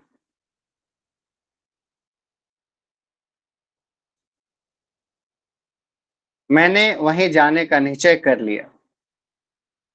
क्यों चेन्नम्मा, सुना है कि घर के पीछे तुम्हारा बाग है, जरा सा रास्ता बताओगी? मैं उसे देखना चाहता हूँ।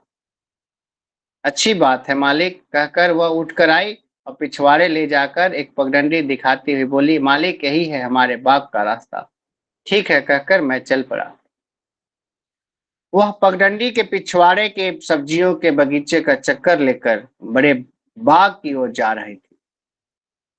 उस रास्ते पर मैं कोई 20 कदम ही आगे गया होऊंगा, तभी हवा के झोंके से चादर का सिरा झाड़ी में फंस गया। मैं पल्ला छुड़ाने को मुड़ा। चेन्नम्मा तब भी वहीं खड़ी थी। जहाँ मैंने उसे छोड़ा था। मैंने सोचा शायद वह मेरे रास्ते भूल जाने के डर से वहाँ खड़ी है। कोई 100 गज चलने के बाद बाग मिला। बहुत ही सुंदर बाग था। उसमें विशेष रूप से सुपारी और नारियल के पेड़ थे। कुछ अन्य फल फूलों के पेड़ भी थे। स्वाभाविक से रूप से उस बाग का सौंदर्य उस दिन डूबते सूरज के सुनहरी किरणों से 100 गुना उठता।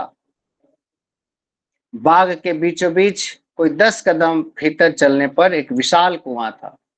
वह ढकेलू वाला कुआं था। उसमें दूसरी ओर पानी तक पहुंचने के लिए उतर कर जाने की सीढ़ियां 2 बनी थी। कुएं के चारों ओर कोई 2 फीट ऊंची जगह बनी थी। मैंने मैं जाकर उस जगह पर बैठ गया और बाग का सौंदर्य आंखों से पीने लगा।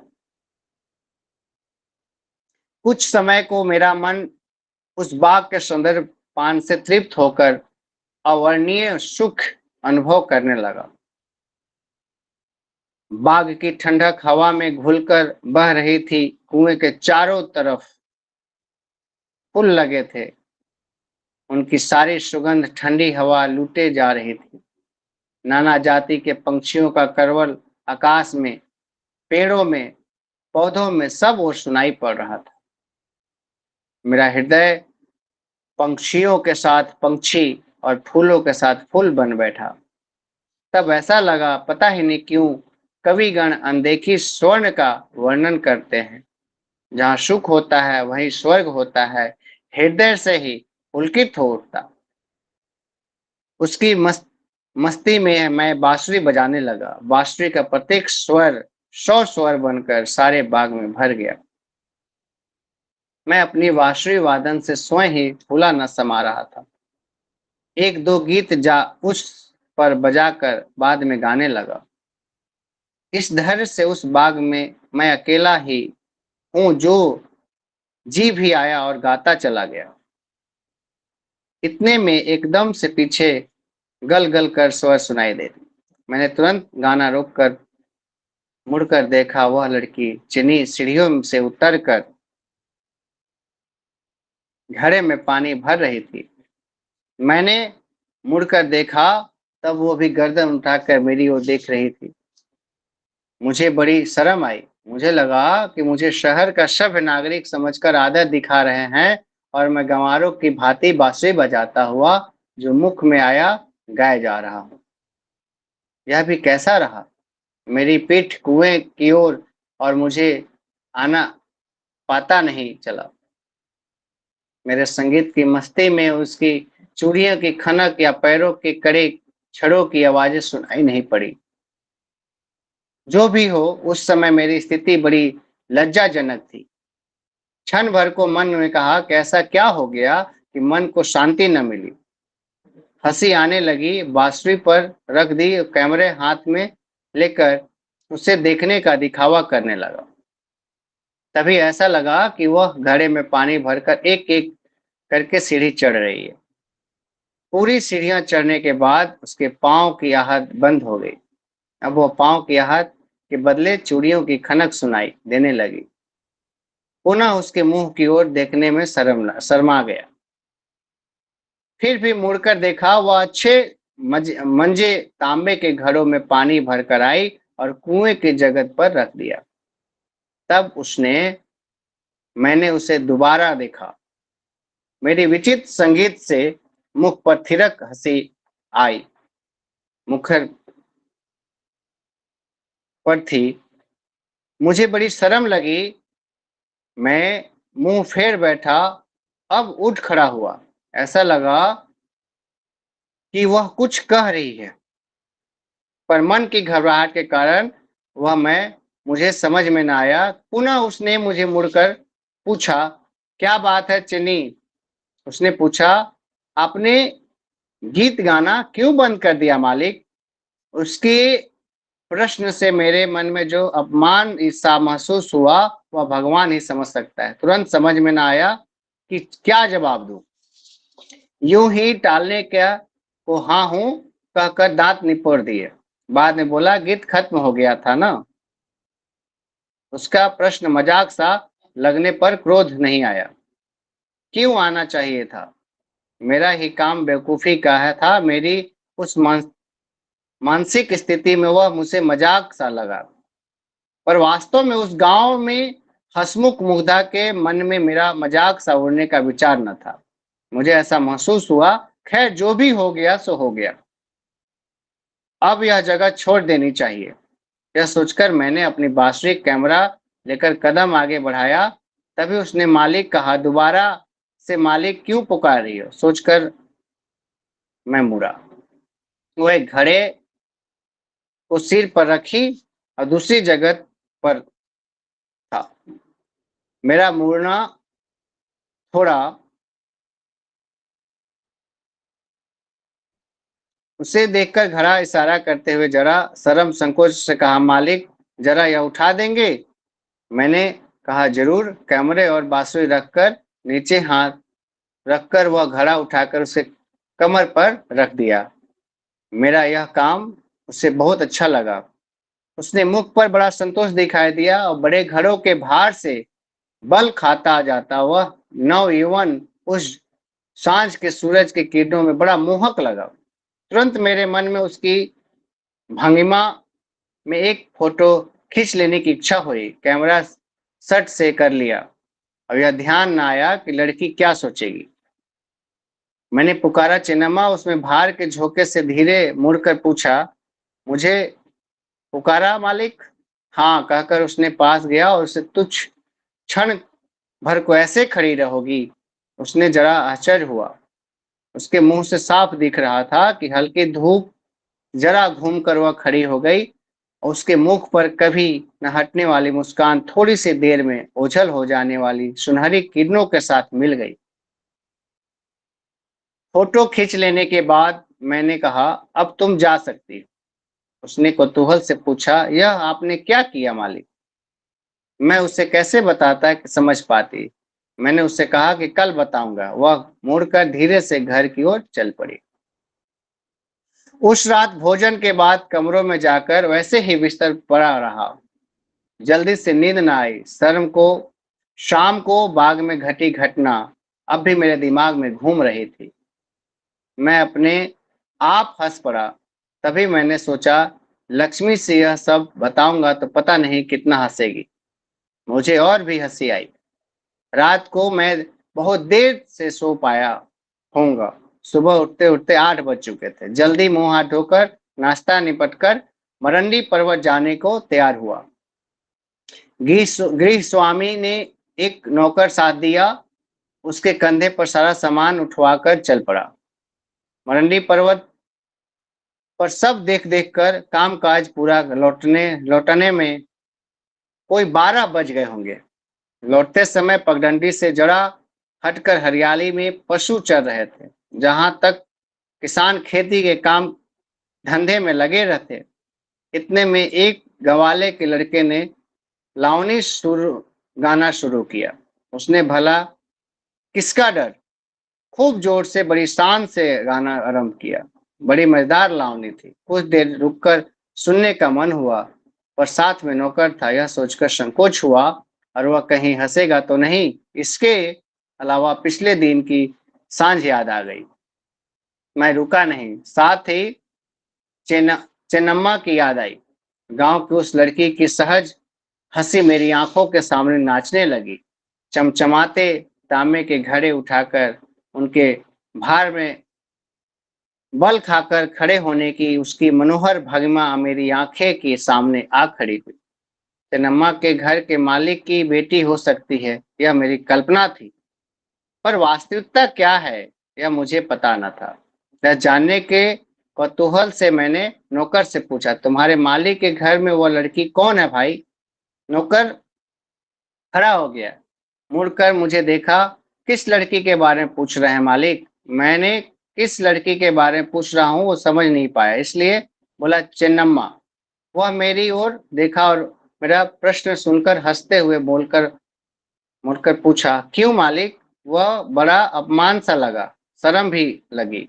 मेरे मन में क्षण भर असमंजस सा था कि लड़का मेरे प्रश्न को दुराभिप्राय खोज रहा है। लक्ष्मी के अतिरिक्त मेरे जीवन में कोई और नहीं। यह बात वह मूर्ख कैसे जाने। उसे जो व्यंग पूर्वक हंसकर क्यों मालिक पूछ ही डाला।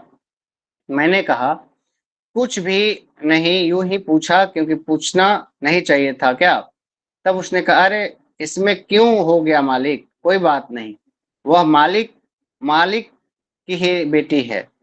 एक और प्रश्न जबान की ओर नोक तक आया पर रुक गया। कौन है पूछने पर हंसने वाला नौकर उसकी शादी हो गई। पूछने पर पता नहीं क्या समझ बैठे, इस डर से वो चुप गया। घर आकर स्नान करने के उपरांत भोजन किया। पिछली सांझ खिंची फोटो की 4-5 कॉपियां बनाई। फोटो बड़ी अच्छी आई थी। घर के लोग उसे देखकर खुश हुए। दोपहर का भोजन जरा देर से किया, इसलिए रात को भूख नहीं थी। घर वालों को बता दिया कि मैं रात को भोजन नहीं करूंगा। इस तरह से आप देखेंगे कि इस कहानी को अध्ययन कर लीजिएगा। इसमें कुल मिलाकर इसके भावार्थ की ओर हम लोग देखते हैं तो जिसकी लड़की हत्या मैंने की को फ्लैशबैक में ये चल रहा है कथा के माध्यम से, और इसमें देवदासी चेन्नम्मा के माध्यम से पूरे के पूरे लेखक जो है खुद प्रस्तुत करता है, जैसा कि आपको इससे पूर्व मैंने बताया। और चेन्नम्मा का आत्मज्ञान होता है, आखिर में आत्मग्लानि महसूस होती है। कब?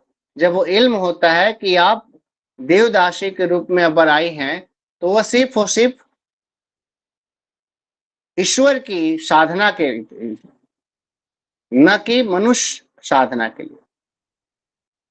उसके बाद आत्मग्लानि होती है और आत्मग्लानि से ही आत्महत्या कर लेती है।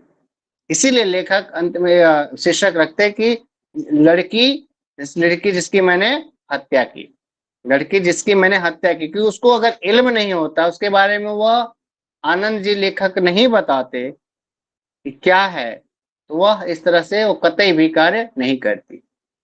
बहरहाल आज 3 कहानियों के माध्यम से कथा जो है अध्ययन कर लीजिएगा, तो हम इसका मुख्य रूप से विशेषता और उसके जो जो मुख्य मुख्य तथ्य हैं उस पे हम बातचीत करेंगे। कथा लंबी लंबी है, इसमें समय तो जाएगा ही, उसके बावजूद भी अंत क्लास में, यानी कि जो लगातार अभी तो 2 दिन गैप है, अंतराल है, उसके उपरांत जब हम जुड़ेंगे यानी कि 29 को, और उसके उपरांत हम MHD 12 के अंतर्गत जितने भी खंडों के प्रश्न हैं और व्याख्या खंड है उसके बारे में हम आपको सिरेवार ढंग से, विवरण ढंग से आपको इतला करेंगे। आप हो सके तो कथा का अध्ययन कर लीजिएगा। जो बाकी जो कथाएं बची हुई हैं, जितने भी 15 कहानियां लगी हुई हैं आपकी MHD 12 के अंतर्गत, वो सारे के सारे कहानियों में आप गौर कीजिएगा कि सारे के सारे कहानियों से प्रश्न पूछे जाएंगे, लेकिन व्याख्या खंड सिर्फ 10 कहानियों से पूछे जाएंगे, इसका ध्यान रखिएगा। चलिए आज के लिए इतना ही। कुछ जिज्ञासा है तो पूछ लीजिए, अन्यथा आज के लिए हम लोग यहीं पे क्लास संपन्न करेंगे।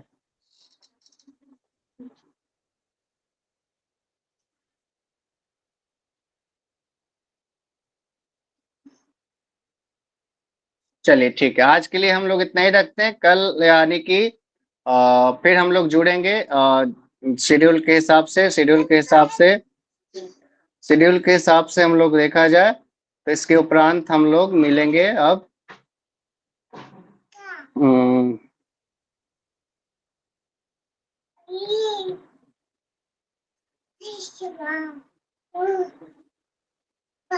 शेड्यूल के हिसाब से हम लोग मिलेंगे अब 27 को, उसके बाद 28 को, 29 को। तो 27 को हम लोग मिलते हैं शाम को 6 से 8 के बीच में। तब तक के लिए धन्यवाद। हाँ, कुछ कहना चाह रहे हैं शायद।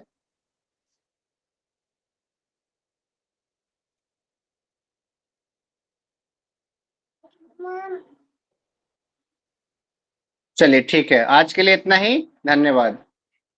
आज की कक्षा यहीं पे समाप्त होती है। नमस्कार, शुभ रात्रि।